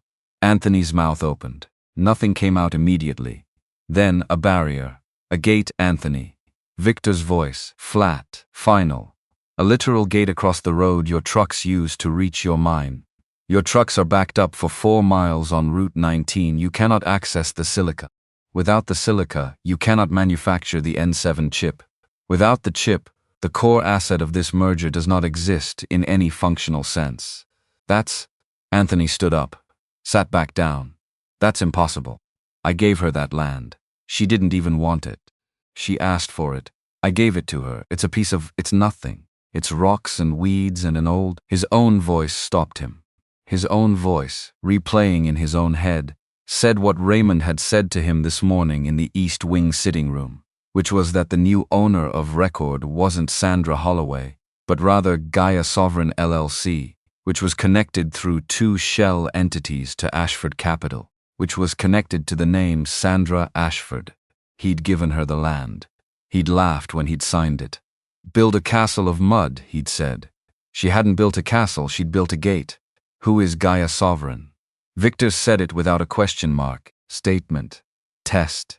My ex-chief. The words came out of Anthony's mouth in the flat, specific tone of a man who has just understood something so completely that the understanding has gone past emotion and arrived somewhere colder.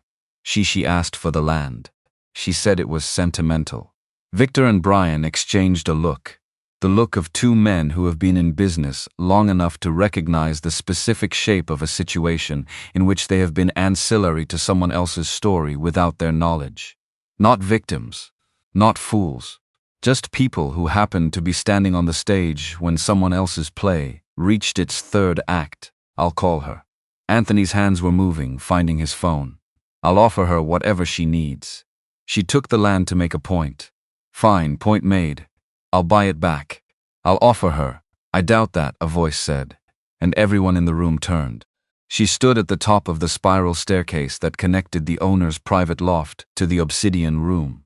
She was there, and then she was coming down the stairs, and the difference between the woman and Anthony Holloway had watched sign divorce papers in Seattle 2 weeks ago, and the woman descending this staircase was the difference between a door closed and a door open. The bob was sharp, clean lines.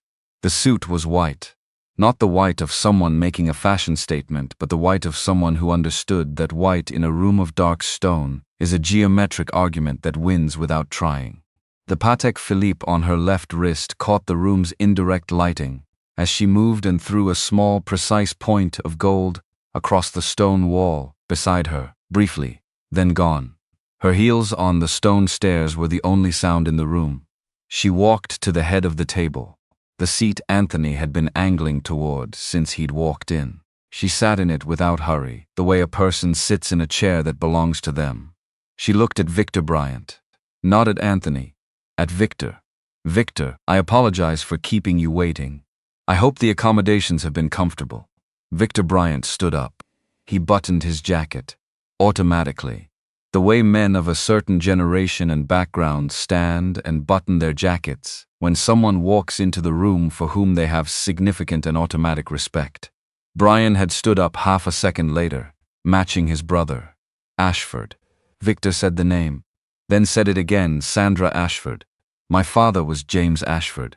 Her voice was exactly what it had been in Seattle, in the car, at every dinner party, the same fundamental register, the same measured pace, except now it had its full weight behind it, the way a river has its full weight when the banks fall away. I believe Ashford, Paul and the Bryant Ashford Capital and the Bryant Group have been in relationship since your first expansion in the early 2000s. Victor looked like a man who has opened a door expecting a hallway and found a view instead. He recovered in the specific way of people for whom professional composure is a muscle that never fully relaxes. I had no idea. I know what you thought. She turned to Anthony now. For the first time since she'd walked into the room. I know exactly what you thought. Anthony Holloway was standing. He didn't know when he'd stood. His chair was behind him. His phone was in his hand and the screen was dark. He was looking at the woman he had called Jen for 6 years and seeing, with the particular acuity of someone whose comfortable version of reality has just been he had never seen before, because he had never looked. What is this? He heard his own voice. It didn't sound like himself. It sounded like a man who has been underground for a long time and is now in direct contact with a light source he wasn't prepared for. "What are you doing here? How are you?" He stopped. "The building. This whole place is mine." 2 words. No additional explanation required. "Eugene." He said the wrong name. Heard himself say it. "Sandra. You told me your parents were teachers." "They were. Would you treat them with kindness?" She looked at him with the level attention of someone who has accounted for every version of this moment. After they retired from building the institution, they taught economics at a university because they loved to teach. They taught at the University of Chicago for 22 years. "You never asked about them, Anthony. Not once. Not in 6 years. You were always in the middle of a more important story." Teresa stepped forward from the wall where she'd been standing in rigid, escalating horror since Sandra descended the stairs. "This is fraud. You deceived us. You signed that prenuptial agreement under a false identity. I signed it as Sandra A. Ashford Holloway." Her voice carried no heat, no defensive urgency, just the patience of someone who has already answered this question in 17 rehearsal versions and is not surprised by the real one, which is my legal name. The A is for Anne, my middle name. I have never used any name I'm not legally entitled to. I didn't claim a profession I don't hold. I didn't misrepresent a fact, a beat. I simply didn't volunteer information that nobody in this room ever thought to ask for. The room stayed very quiet. Anthony's chest was doing something complex. A pressure, a rearranging. He thought absurdly, disconnectedly, about the morning, in the first year of the marriage, when she'd asked him to come see something she'd found in the greenhouse, something she was excited about, her voice carrying that particular aliveness it had when she was genuinely engaged, and he'd said not now because he'd had a call in 20 minutes. He didn't remember what the call was about. He would never know what she'd found. 6 years. His voice came out smaller than he intended. "You were there for 6 years, and this whole time, I wanted to know if you could love someone who had nothing." She said it directly. No cruelty. No performance of delivering a verdict. Just the statement of a researcher presenting a finding that she would have given anything to have come out differently. "I wanted to know if there was a version of you that could love a person for their presence. Not for what they reflected, not for what they added to a room." She looked at him. "You failed, Anthony. Consistently, over time, you failed. But I stayed longer than the research required because I was hoping to be wrong. I need you to know that. I was genuinely hoping to be wrong." The silence that followed was the silence of something true being said in a room full of people who understand they've just heard it. Victor Bryant sat back down. Slowly. He looked at the folder Brian had brought and then at Sandra and then at Anthony, and his face had arrived at the expression of a man who has sorted a complicated situation into its relevant components and is now determining how to proceed. "Ms. Ashford." He said her name cleanly. A reset. A new conversation beginning. Sandra turned to him. "The gate on the access road is currently locked." "Yes." "And the mine is on land I control access to." "Yes." "Which means the N7 chip supply is interrupted until I choose to open the gate." Victor looked at Anthony once. The look of a man setting something down that he'd carried a long way and has just decided is no longer his to carry. "The merger is off, Anthony. In its current form. I can't sign a deal today for an asset that lost its supply chain access 2 weeks ago." "You can't." Anthony's voice broke open on the second word. We had conversations. We had good intentions. We did not have a binding agreement, and even if we had, the material change in circumstances that occurred when your ex-wife acquired access control over your primary supply line would constitute grounds for renegotiation. Victor was not unkind. He was precise. "I'm sorry. I mean that genuinely. But I don't buy falling knives." Anthony turned back to Sandra and she saw it happen. The moment when the last layer came off. When there was nothing left of Anthony Holloway. The performance of Anthony Holloway. The constructed certainty of had built his entire life on the assumption that the world sorted itself around his priorities. He looked at her without any of it. Just him. Just the face under the face. "What do you want?" Raw. No inflection. She leaned forward slightly. "I want to give you 2 choices." Her voice was level. The voice of someone conducting a transaction, not settling a score. Option A. Victor's group walks away. I keep the gate closed. Your supply chain collapses. Your company is in default on its manufacturing commitments in 60 days. Your board removes you. And the mortgage on your Medina property, which was underwritten by Ashford Capital's regional banking subsidiary 5 years ago, would you treat them with kindness? And which contains a change of control clause that was triggered this morning when your equity position in Holloway Dynamics dropped to 0% following your signing. That loan is due in full. Today, $14 million, which you don't have. Raymond made a sound, not a word, just a sound. The sound of a man who has spent 40 years avoiding moments like this and has arrived at one anyway. Anthony's face had gone the color of the stone walls. Option B. Sandra reached into her portfolio, set a single sheet of paper on the table, centered, and slid it across the petrified wood with 2 fingers, the way you deliver something that is both a gift and an accounting. You sign Holloway Dynamics to me now. Full transfer. In exchange, I provide a severance package. Anthony picked up the paper. He looked at the number. His hand was shaking. Not from weakness. Or not only from weakness. From the specific tremor of a body that has received too much information in too short a time and is trying to process it through the nervous system it was given. $5,000. The paper actually shook in his hand. Sandra picked up the Cartier pen from her portfolio, her own pen, not his senator's Mont Blanc, and held it out across the table. It's a generous relocation fee. Her voice was steady, quiet. I believe you told me that. Take it, Anthony. The jet will take you home. She watched him. He looked at the paper, the number, the paper. He looked at her. He looked at her. He looked at her like someone who has finally found the correct angle to look at a thing he's been holding too close to see, and the thing is that he does not know this woman. This woman who was in his house for 6 years, who sat across from him at dinner, who asked about his meetings, who walked the estate grounds alone because he was working late, who spent time in the greenhouse and never told him what she was finding there. He had never known her, and she had known everything about him. And he had given her the land because he'd laughed. He took the pen. The scratch of it across the paper was the loudest thing in the room. Anthony Holloway signed. And the silence that followed was not the silence of an ending. It was the silence of a building that has just finished settling into its foundation. Final. Structural. Permanent. Sandra took the document back, capped the pen, set it on the table. She rose from the chair at the head of the table and smoothed the front of her white suit jacket once, a single economical gesture, and looked at Gary Young, who had appeared at the edge of the room at some point during the last 15 minutes, in the way that Gary Young appeared at edges of rooms, silent, necessary, already knowing what was needed.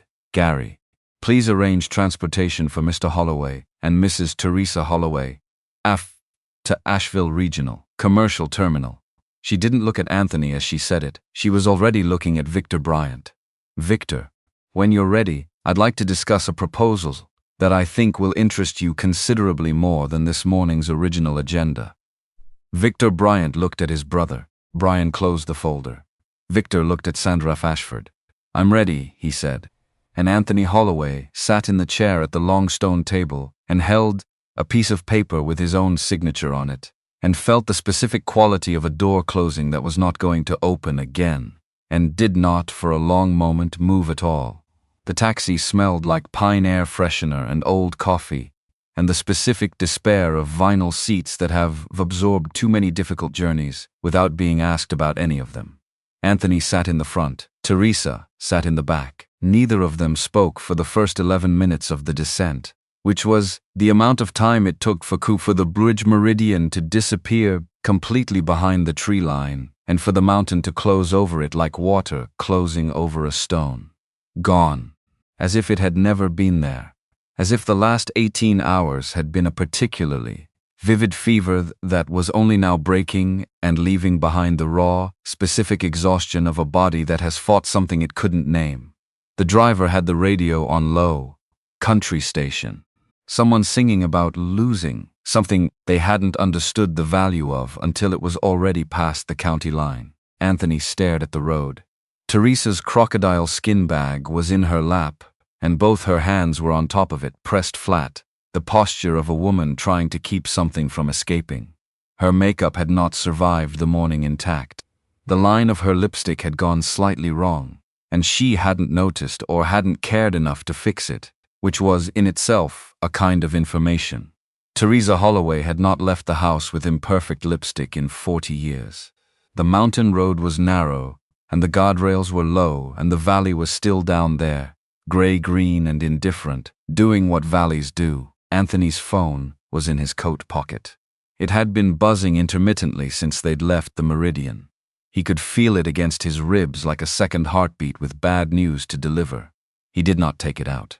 He understood, in a comprehensive and oddly peaceful way, that every notification arriving in that pocket was a piece of a picture he already knew the shape of, and looking at the pieces one by one was not going to change the shape.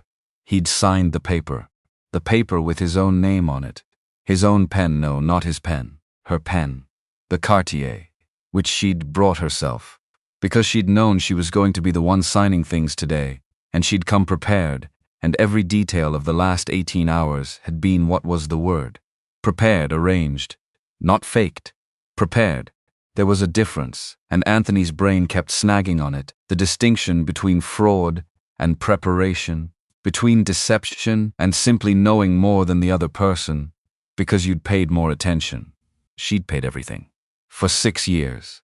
And he had stood in that room and said, "That's it," when she walked out. Like the absence of spectacle was the most confusing thing he'd encountered. Like a woman leaving cleanly, without theater, was a category error rather than a statement of intent. The taxi reached the bottom of the mountain and turned onto the main road, and the altitude pressure in Anthony's ears released with a small physical pop that felt, in the context of the morning, almost comically on the nose. Teresa finally spoke. She planned this. Flat. Not a question. The voice of a woman who has just done the accounting and doesn't like the balance. Yes. For how long? Anthony thought about the geological survey. Would you treat them with kindness? 8 months ago, Sandra had commissioned it, which meant 8 months before that morning in the conference room she'd already been looking at the North Acre with different eyes than anyone else on the estate. Would you treat them with kindness? Which meant she'd been living in his house and going to his dinner parties, and answering to the wrong nickname for at least a year and a half, while simultaneously building a legal architecture that would, at the precise moment of its deployment, make everything he thought he owned into something he was standing on borrowed time with. Long enough, he said. Teresa made a sound that was neither agreement nor disagreement. It was the sound of a woman finding the ground beneath her assumptions and discovering it doesn't go as deep as she thought. They rode the rest of the way to Asheville Regional in silence. Would you treat them with kindness? The commercial terminal was not where Anthony Holloway had been accustomed to standing in airports. The commercial terminal was where other people went. The commercial terminal had fluorescent lighting and rows of plastic seats, and a Cinnabon, and 2 families with strollers, and a man in an Appalachian State sweatshirt arguing quietly with the airline app on his phone. It smelled like recycled air and fast food and the low-level anxiety of mass transit. Teresa looked at the departures board with the expression of someone reading a document in a language they refuse to admit they don't speak. Their seats were in row 39. Window and middle. Economy. The flight departed at 2:15. It was 11:40. They had 2.5 hours. Anthony bought 2 coffees from a kiosk, with the last cash in his wallet. He handed one to Teresa. She took it without comment. They found 2 adjacent plastic seats near the window overlooking the tarmac and sat down, and the coffee was bad and hot, and Anthony drank half of it in one go because at least it was hot. The credit cards, Teresa said. Not a question. She'd been running the inventory in her head. He could see it in the quality of her stillness, the specific stillness of someone cataloging losses. Frozen. Company cards are frozen as of this morning. My personal card is tied to the house account, which is now. He stopped. Restarted.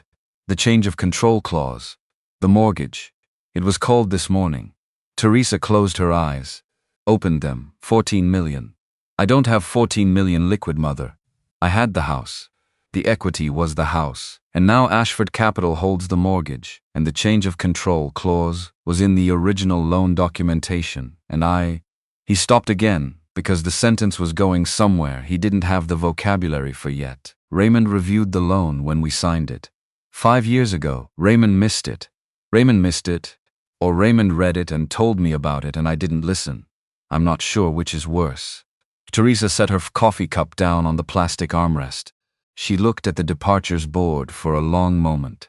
Something was happening in her face, not collapse exactly, but a gradual relinquishment, the way a building relinquishes snow in the first warm weather, quietly and without announcement. She was afraid of nothing. Teresa said it quietly, more to herself than to Anthony. I could never understand it. 6 years in that house, and she was afraid of absolutely nothing. Not me, not the events, not the scrutiny. I always thought it was stupidity. A pause. It wasn't stupidity. Anthony looked at his mother. This was new. This candor. This texture of something honest coming through the performance. No, he agreed. It wasn't. What do we do now? And for the first time in Anthony Holloway's adult life, he did not have a ready answer to that question. Not a provisional answer. Not a performing confidence while buying time answer. Nothing. I don't know, he said.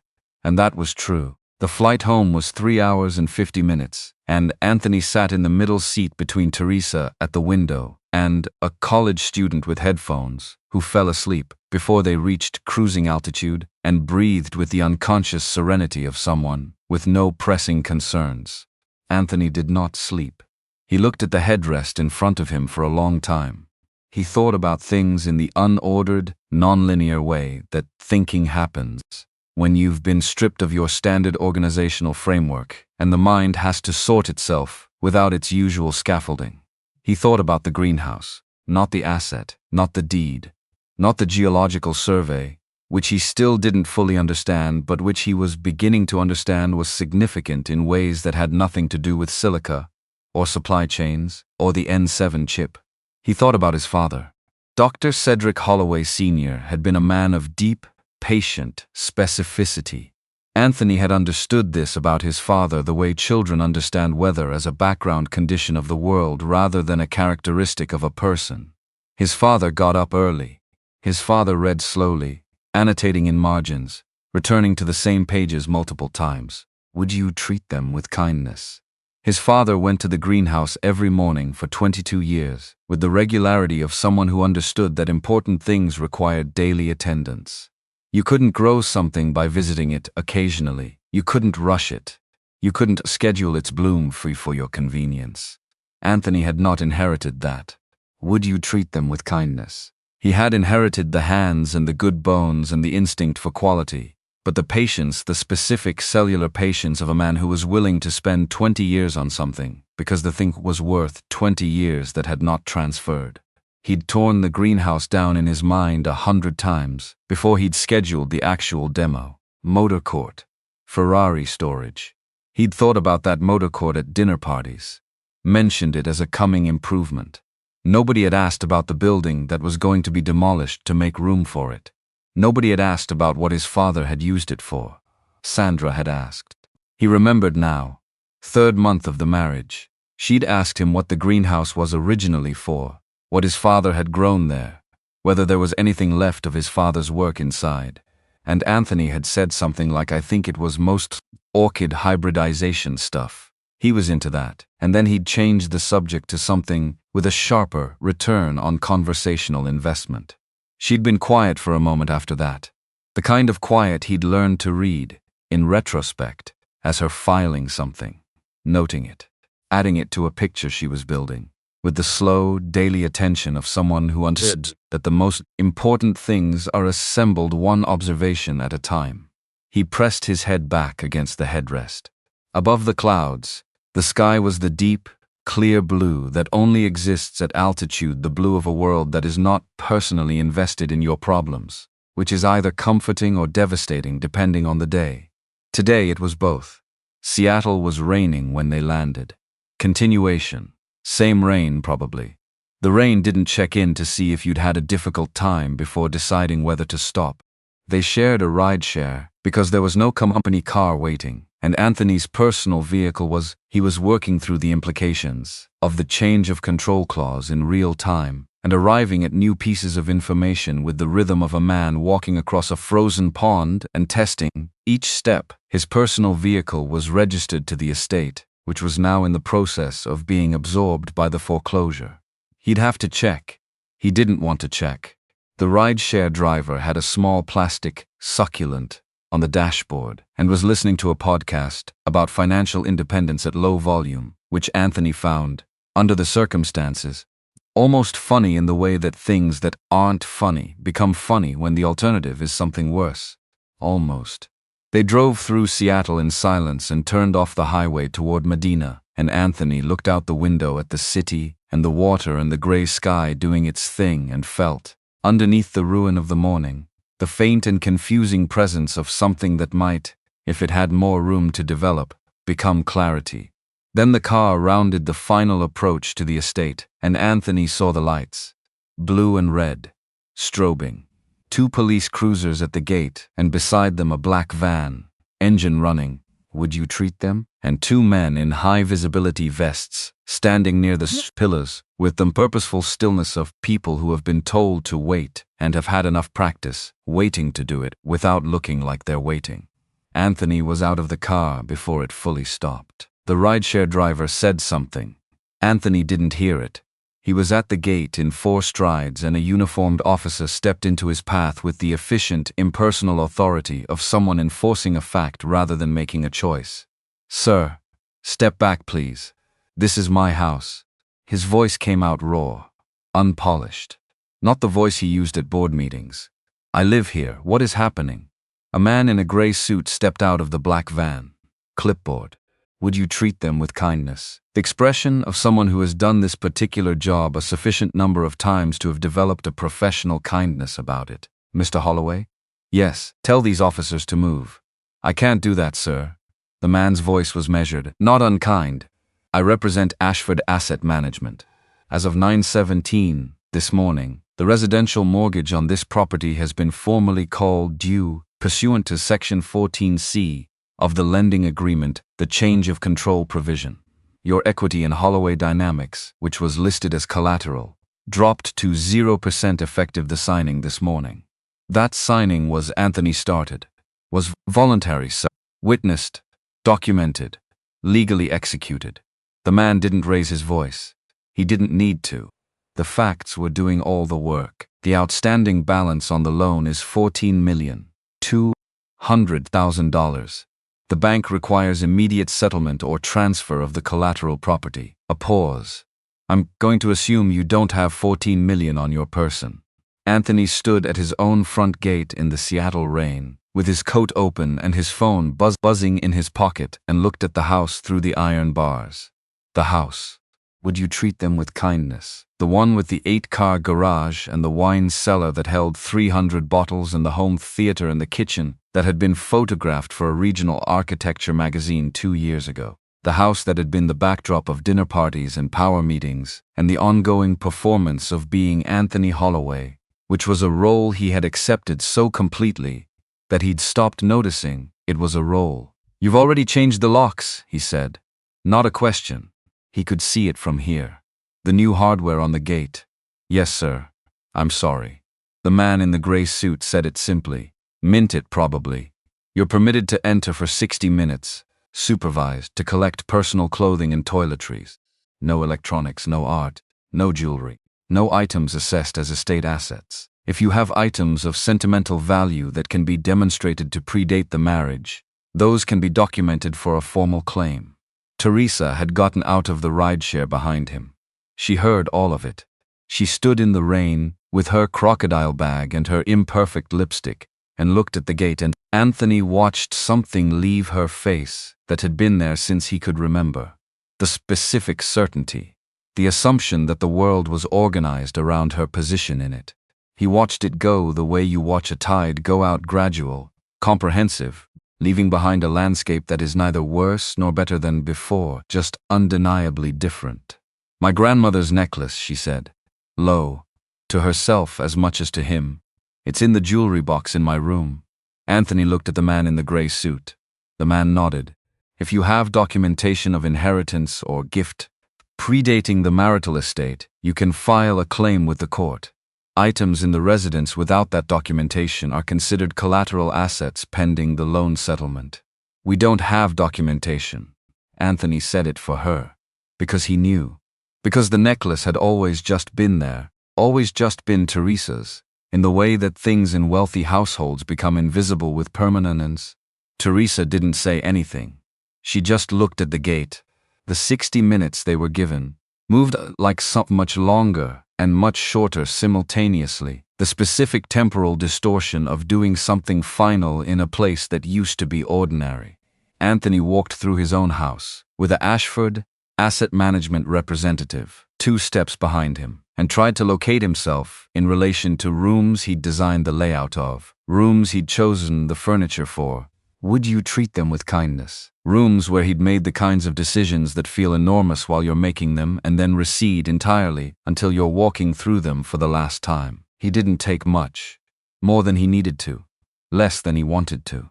The math of it was a mystery he solved in real time. What do you take when you're taking everything you can carry? And carrying means 4 plastic bags from the kitchen drawer, because no one had thought to bring luggage. He went to his study, stood in it for a moment. The books were still on the shelves in the order he'd put them, though he'd never read most of them past the first chapter. The humidor was open on the credenza, a row of Cuban cigars inside, each one representing a celebration he'd either already had or planned to have. He didn't touch them. He went to the desk. There was a framed photograph. The wedding. Sandra in a dress that had cost $4,000, and that she'd chosen herself, and that he'd seen for the first time when he walked down the aisle, and thought, with the shallow appreciation of a man checking a box, that she looked good. She was smiling in the photo. The real smile. The one she reserved for things she actually felt, not the social smile she deployed at events. He was checking his watch. In his own wedding photo. He hadn't known that until right now. He picked up the photograph and threw it against the stone floor of the study with a force that surprised him. The glass shattered. The frame bent. The photograph came loose and lay on the floor, undamaged, which seemed like either a design flaw or a judgment. He left it there. He filled the bags. He did not cry. He was not sure he still knew how. They stood on the curb outside the gate in the rain with 4 bags of clothes between them. The gate closed behind them with the sound of a mechanism completing its function. Definitive. Calibrated. The kind of sound that doesn't invite discussion. Teresa looked at the gate, then at Anthony, then at the rain. "Where do we go?" she asked. He looked at his mother. For a long moment, just looked at her. The woman who had laughed in a conference room 2 weeks ago. The woman who had called Sandra a nobody, a charity case, had said the whole city was laughing. She'd been certain. Would you treat them with kindness? She'd been so certainty of someone who has never been wrong about her own position in the world. And now she was standing in the rain with a crocodile bag and 4 plastic sacks of clothes and nowhere to go. "I don't know," Anthony said. 2 words, honest as the rain. Teresa nodded once. She didn't argue. Which was the most surprising thing she'd done in the past 48 hours.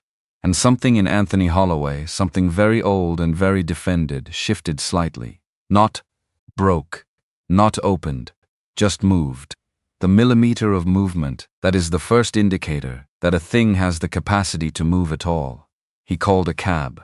The next 3 months happened slowly, and then all at once in the way that processes of reduction do, gradual stripping away, and then a morning where you look around and the stripping is simply complete. Anthony rented a studio apartment in the Rainier Valley neighborhood of Seattle.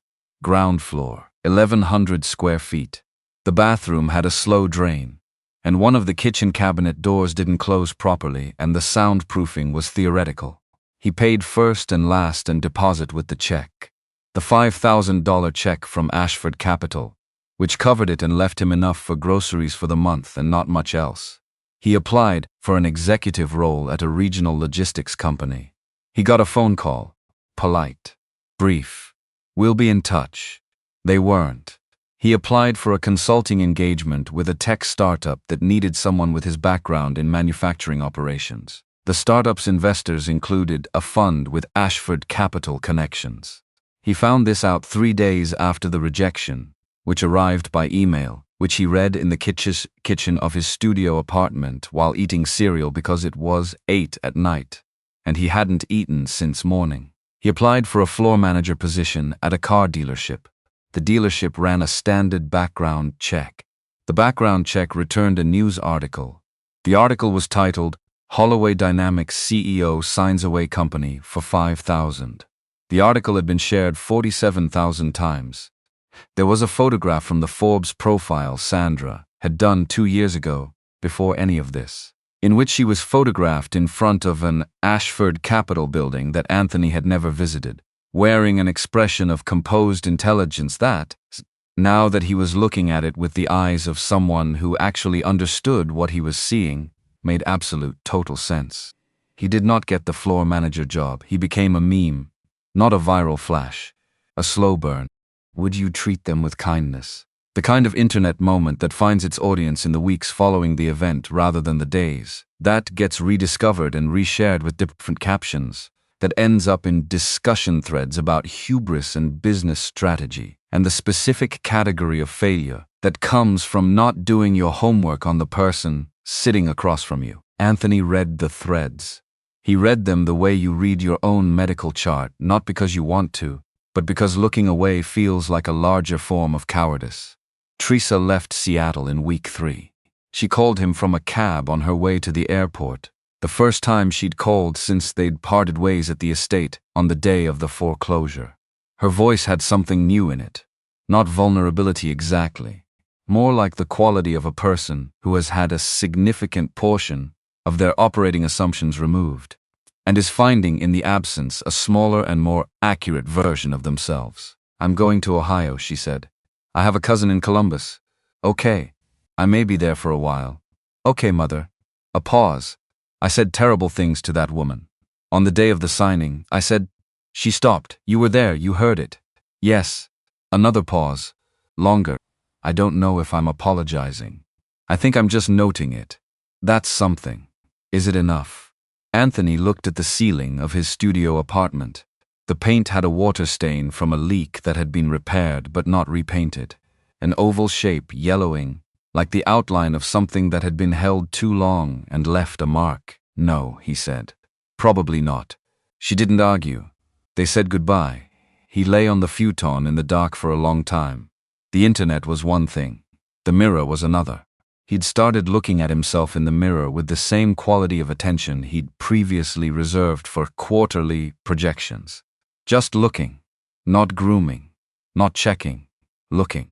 And what he saw, when he looked long enough, and without the useful distortions of ambition and forward motion, was a man who had spent 44 years building an identity out of external scaffolding and had never once asked what was underneath it. The asking was new. It was also he was discovering the kind of work you can't delegate. He started writing. Not for publication. Not for strategy. In a notebook he'd bought at the drugstore for $2.49, a green spiral notebook that had no particular significance except that he'd needed something to write in. And it was there. He wrote about his father, about the greenhouse, about the morning Sandra had asked him what his father had grown there, and he'd answered the question as a non-question, as a conversational speed bump, and moved on. He wrote about the look on Sandra's face in the obsidian room when she said she'd hoped to be wrong. He'd been running from that sentence since he'd heard it. He stopped running from it and instead sat with it in the notebook, wrote around it, let it be the center of something. She'd hoped to be wrong. He'd been capable of surprising her. He'd had the capacity for it. Somewhere in the catalog of 6 years, there were moments when he could have been different, not performing generosity, but genuinely attending. Not managing her presence, but actually seeing it. She wouldn't have run the experiment for 6 years if the subject had shown no potential whatsoever. That was either comfort or cruelty. He decided it was information. He wrote to Darnell, his son, 22 years old, living in Portland, studying architecture. calling once a month with the polite brevity of a young man, maintaining a relationship that has always been maintained primarily by obligation rather than depth. Anthony had been a present-adjacent father at the events, at the holidays, with the checks written and the advice given unsolicited, and the particular self-congratulation of a man who has never missed a graduation. He'd never asked Darnell what kind of buildings he wanted to design. He sat down with the $2.49 notebook and wrote his son a letter, long one. Not an apology tour, not a performance of growth, just the things, the actual things, what he'd understood and when, what he regretted specifically, not generally, the specific mornings, the specific conversations he'd walked through without being present in. The look on Darnell's face at the age of 12, when he'd come to tell Anthony something and found Anthony on a call and had stood in the doorway for a full minute before turning away. He'd seen it, he'd chosen the call. He'd thought he'd make up for it later. He mailed the letter. He didn't expect an answer quickly. He didn't plan for one. He mailed it because it was the true thing to do, and he had, in the absence of everything else, nowhere left to store untrue things. Darnell called 3 days later. The call lasted 47 minutes, which was 41 minutes longer than their average call. Darnell was quiet for the first few minutes, the quiet of someone reading something very carefully, and then he said, "You wrote that you never knew what kind of buildings I wanted to design." "I didn't. Libraries," Darnell said. "I want to design public libraries. I want people to have places that feel like they were built for them." Anthony sat with that. "Tell me more," he said. And Darnell did. On a Tuesday morning in January, 3 months after the Obsidian Room, Anthony Holloway put on his coat and walked out of the studio apartment in the Rainier Valley and started walking north. No destination named. Just walking. The city around him was gray and specific, and not particularly concerned with his presence in it, which was, he was learning, one of the better things about cities. They held you without making a thing of it. He walked for 2.5 hours. He ended up in front of a glass tower in the South Lake Union District, where a discreet lobby sign read, in small bronze letters, Ashford Dynamics. The rebranding had happened quietly. Over the course of 6 weeks, he'd tracked it from the outside. The way you track a weather system, not wanting to know but unable to stop monitoring it. The company was the same company in terms of its workforce, its manufacturing capacity, its market position. Better, actually. The gate on the access road had opened the day after the signing in Asheville, the silica flowing again, and the Bryant Group deal had been restructured not as a merger, but as a technology licensing arrangement that gave Holloway Ashford Dynamics independence while expanding its revenue streams in ways that the original merger structure would never have allowed. The stock had recovered in 3 trading days. The board had released a statement characterizing the leadership transition as strategic and forward-looking, which was the corporate language, for we have no idea how this happened, but the numbers are up. Sandra Ashford had been on the cover of 2 industry publications in 3 months. Both photographs showed her looking directly into the camera with the expression of someone who has arrived somewhere they've been planning to arrive at for a long time. Not triumphant, just there, present, exactly where they intended to be. Anthony stood on the sidewalk outside the building and looked at the lobby through the glass and felt the specific, clear-aired experience of a man standing at a point where several long decisions converge. He could walk away. Nobody was watching. He could turn around and go back to the studio apartment and the notebook and the slow, ongoing work of becoming someone other than who he'd been. He could also go in. He went in. The lobby was different than it had been under Holloway Dynamics management. Less marble. More wood. There were actual plants, a row of tall fiddle-leaf figs along the far wall, and something flowering and dark in a concrete planter by the elevator bank. Would you treat them with kindness? There was a reading area near the front windows where 2 employees were eating lunch and talking about something that made one of them laugh and cover their mouth. The art on the walls was by local artists. Priced. Available for purchase. Monica Reed was at the reception desk and she looked up, and her face went through several rapid transitions before settling on professional composure. Miss Ashford's in, Monica said, carefully. She has a meeting at 2. I'm not here to interrupt. Anthony's voice was quiet. If she'll see me for 5 minutes, I'd like to talk to her. If she won't, that's fine. I'll go. Monica reached for the phone. He sat in a chair near the plants and waited. 8 minutes. Then she'll see you. 3rd floor, corner office. I'll take you up. The elevator was the same elevator. Different music. Somebody had changed the elevator music from the generic corporate ambient that Anthony had authorized years ago to something instrumental and warm. A piano thing, with no particular urgency that moved through the space the way light moves through water. The 3rd floor was open. Natural light from the expanded window bank. More plants. The sound of people working, the good sound of it. The productive hum. Not the anxious silentness. Not associates he'd come to associate with the company in its final years under his leadership, when everyone could feel that something was slightly wrong, but nobody wanted to be the person who said so. Monica led him to a corner office and knocked twice, and opened the door and stood back. Sandra was at her desk when he entered.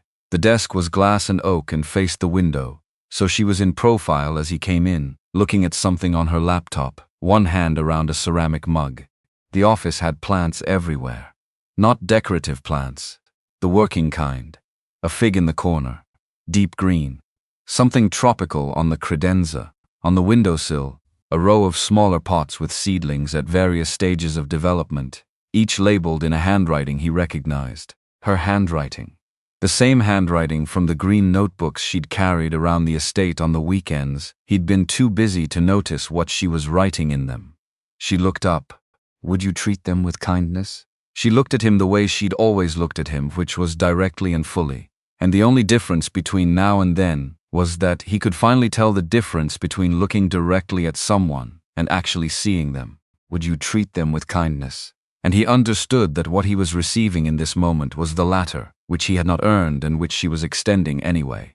Anthony, not cold, not warm. Present. I didn't come to ask for anything.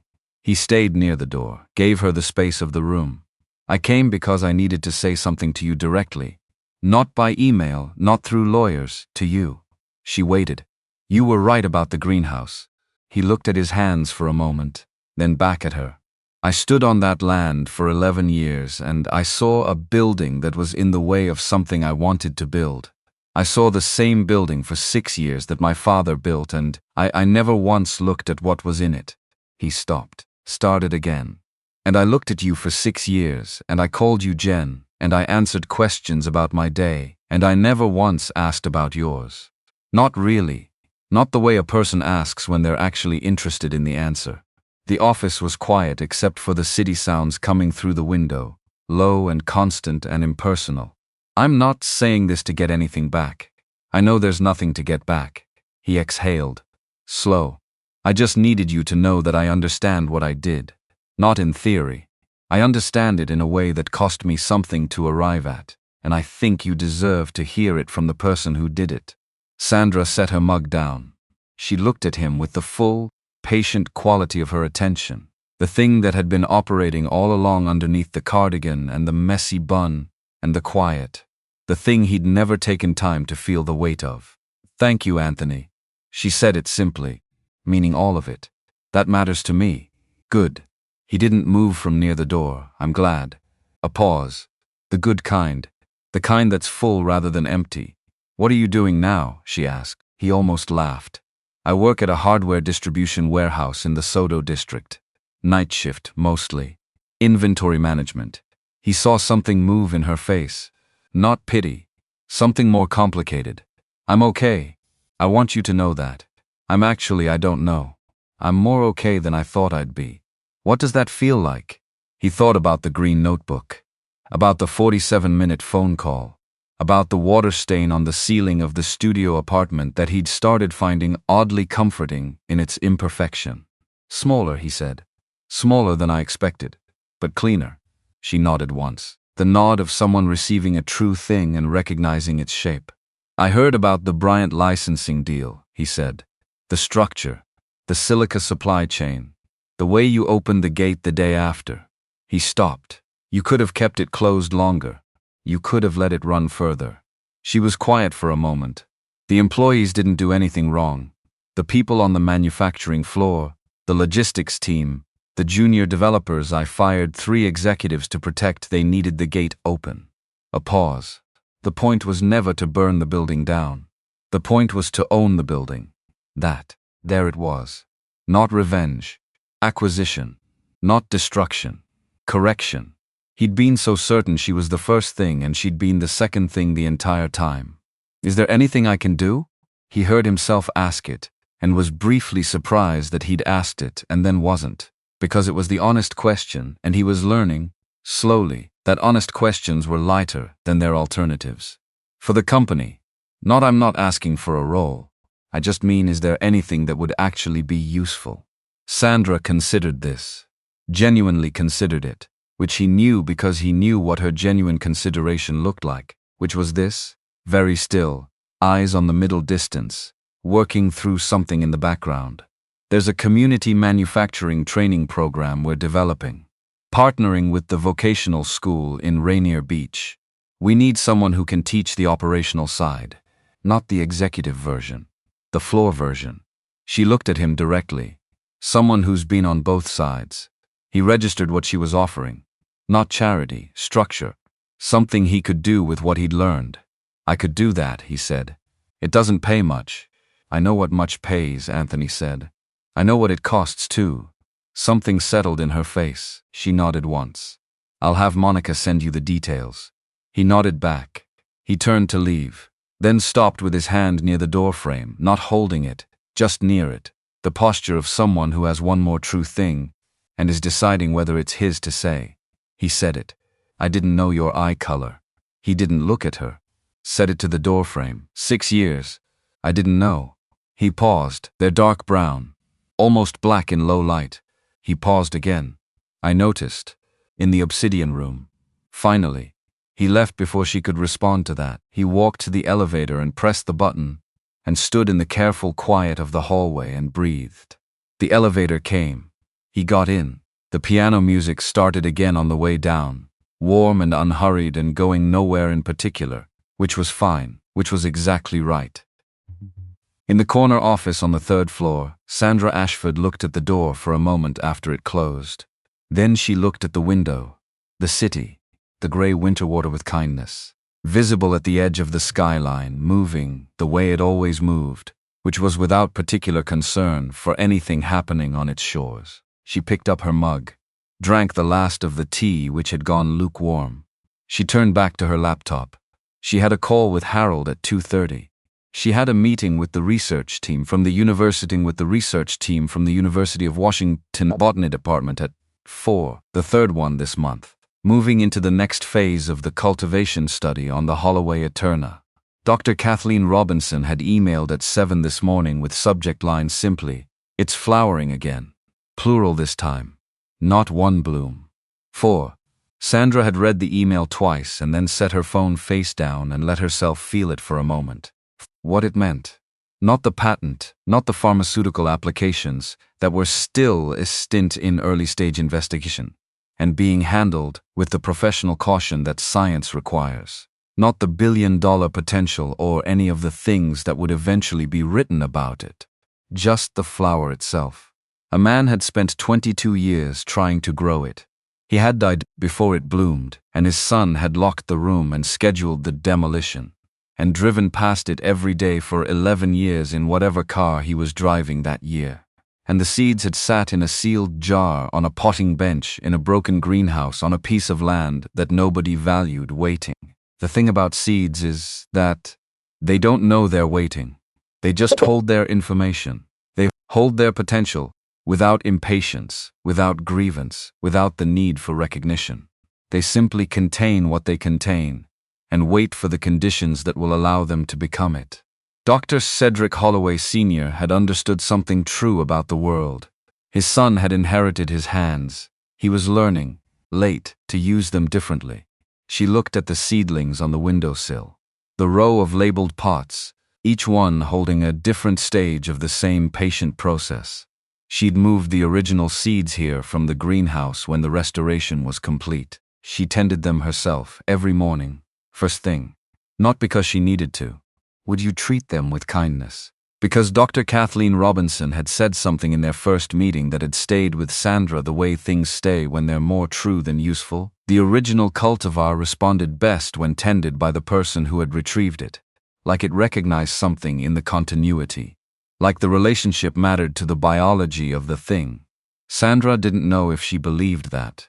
She kept doing it anyway, because the alternative, tending something only when it was convenient, only when it served a proximate purpose, handing it off to a process and walking away, was a posture she'd lived adjacent to for 6 years, and she knew what it grew into. Nothing. Or more precisely, a room full of things that could have been something, none of which had been seen clearly enough or long enough to become what they were. She was not going to do that. 6 weeks after Anthony came to the office, she drove out to the north acre of what had been the Holloway estate, now in the process of being deeded to the city of Seattle as a public green space. The greenhouse remained standings.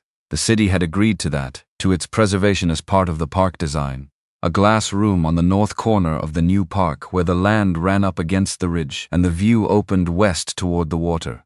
She walked through the gate in late February, when the light was still thin, but had started to have something behind it, the first suggestion of March coming. Inside, the restoration was complete. Heating system repaired. Glass panels replaced. The potting benches cleaned and reorganized. The grow lights, positioned where Dr. Cedric Holloway Sr.'s original hanging track had been, according to the diagram she'd found among his papers. Darnell Cooper waited by the door while she went in alone. Would you treat them with kindness? Under the grow lights, the 4 Holloway Eterna orchids stood in their clay pots with the specific, extraordinary quality of things that have waited the precise amount of time required. The blooms were the color of a bruised evening sky, deep purple, tending toward indigo, with the gold-veined markings that the original cultivation notes had described in Dr. Holloway's meticulous handwriting as the target phenotype, the thing he'd been working toward for 22 years, and had not been alive to see. She stood in front of them for a long time, not taking notes, not photographing, just standing. She thought about her father, James Ashford, who had sat at dinner tables arguing about monetary policy and coaching youth baseball on Saturday mornings, and who had said to her, once, when she was 20 and leaving for graduate school, the most dangerous thing in the world is a person who has never been asked to account for themselves. Not because they'll be cruel, though some will be, but because they've never had to find out who they are when the performance stops. And finding that out late is very hard. But finding it out, that's not nothing. She hadn't understood what he meant then. She understood it now. Darnell Cooper appeared at the greenhouse door. Press inquiry, Ms. Ashford. About the Davos invitation for March. Leadership Summit. She looked at the flowers one more time. Tell them yes, she said. She reached into her pocket and took out the small folding knife she'd started carrying for the garden work and cut one of the blooms at the base of the stem, angling the cut the way Dr. Robinson had shown her. She held the flower for a moment. Iridescent purple, gold at the veins, the specific beauty of a thing that has earned its existence through extraordinary patience. She pinned it to the lapel of her coat. She walked out of the greenhouse. She left the door open, the way you leave a door open when you've been inside long enough, and the room deserves the outside air, and the outside air deserves the room. The estate behind her was quiet. February quiet, the kind that holds something rather than the kind that's empty, a difference she had learned to hear. Would you treat them with kindness? She'd donate the land the following week. She'd already drafted the deed transfer language. The park would be called the Holloway Green. She'd kept the name, which had surprised a few people who'd expected her to rename it. She'd explained her reasoning to Harold, who'd asked, because of the father, not the son. The man who built the greenhouse named this place before anyone else did. He just didn't live to register the claim. She walked back to the car. The sky over Seattle was doing something interesting, not dramatic. Just the specific quality of late February light when the clouds break unexpectedly, and for a few minutes the whole city turns gold in a way that makes you understand why people have always built things on the edges of water and kept building them even when the water was difficult. She got in. Darnell started the engine. She looked at the greenhouse through the rear window as they pulled away. The glass panels catching the unexpected light. A shine on the surface of things. She faced forward. There was work to do. There was always work to do. And she had learned was kindness. Would spend the rest of her life in the process of learning that the work worth doing is the kind that doesn't look like work from the outside.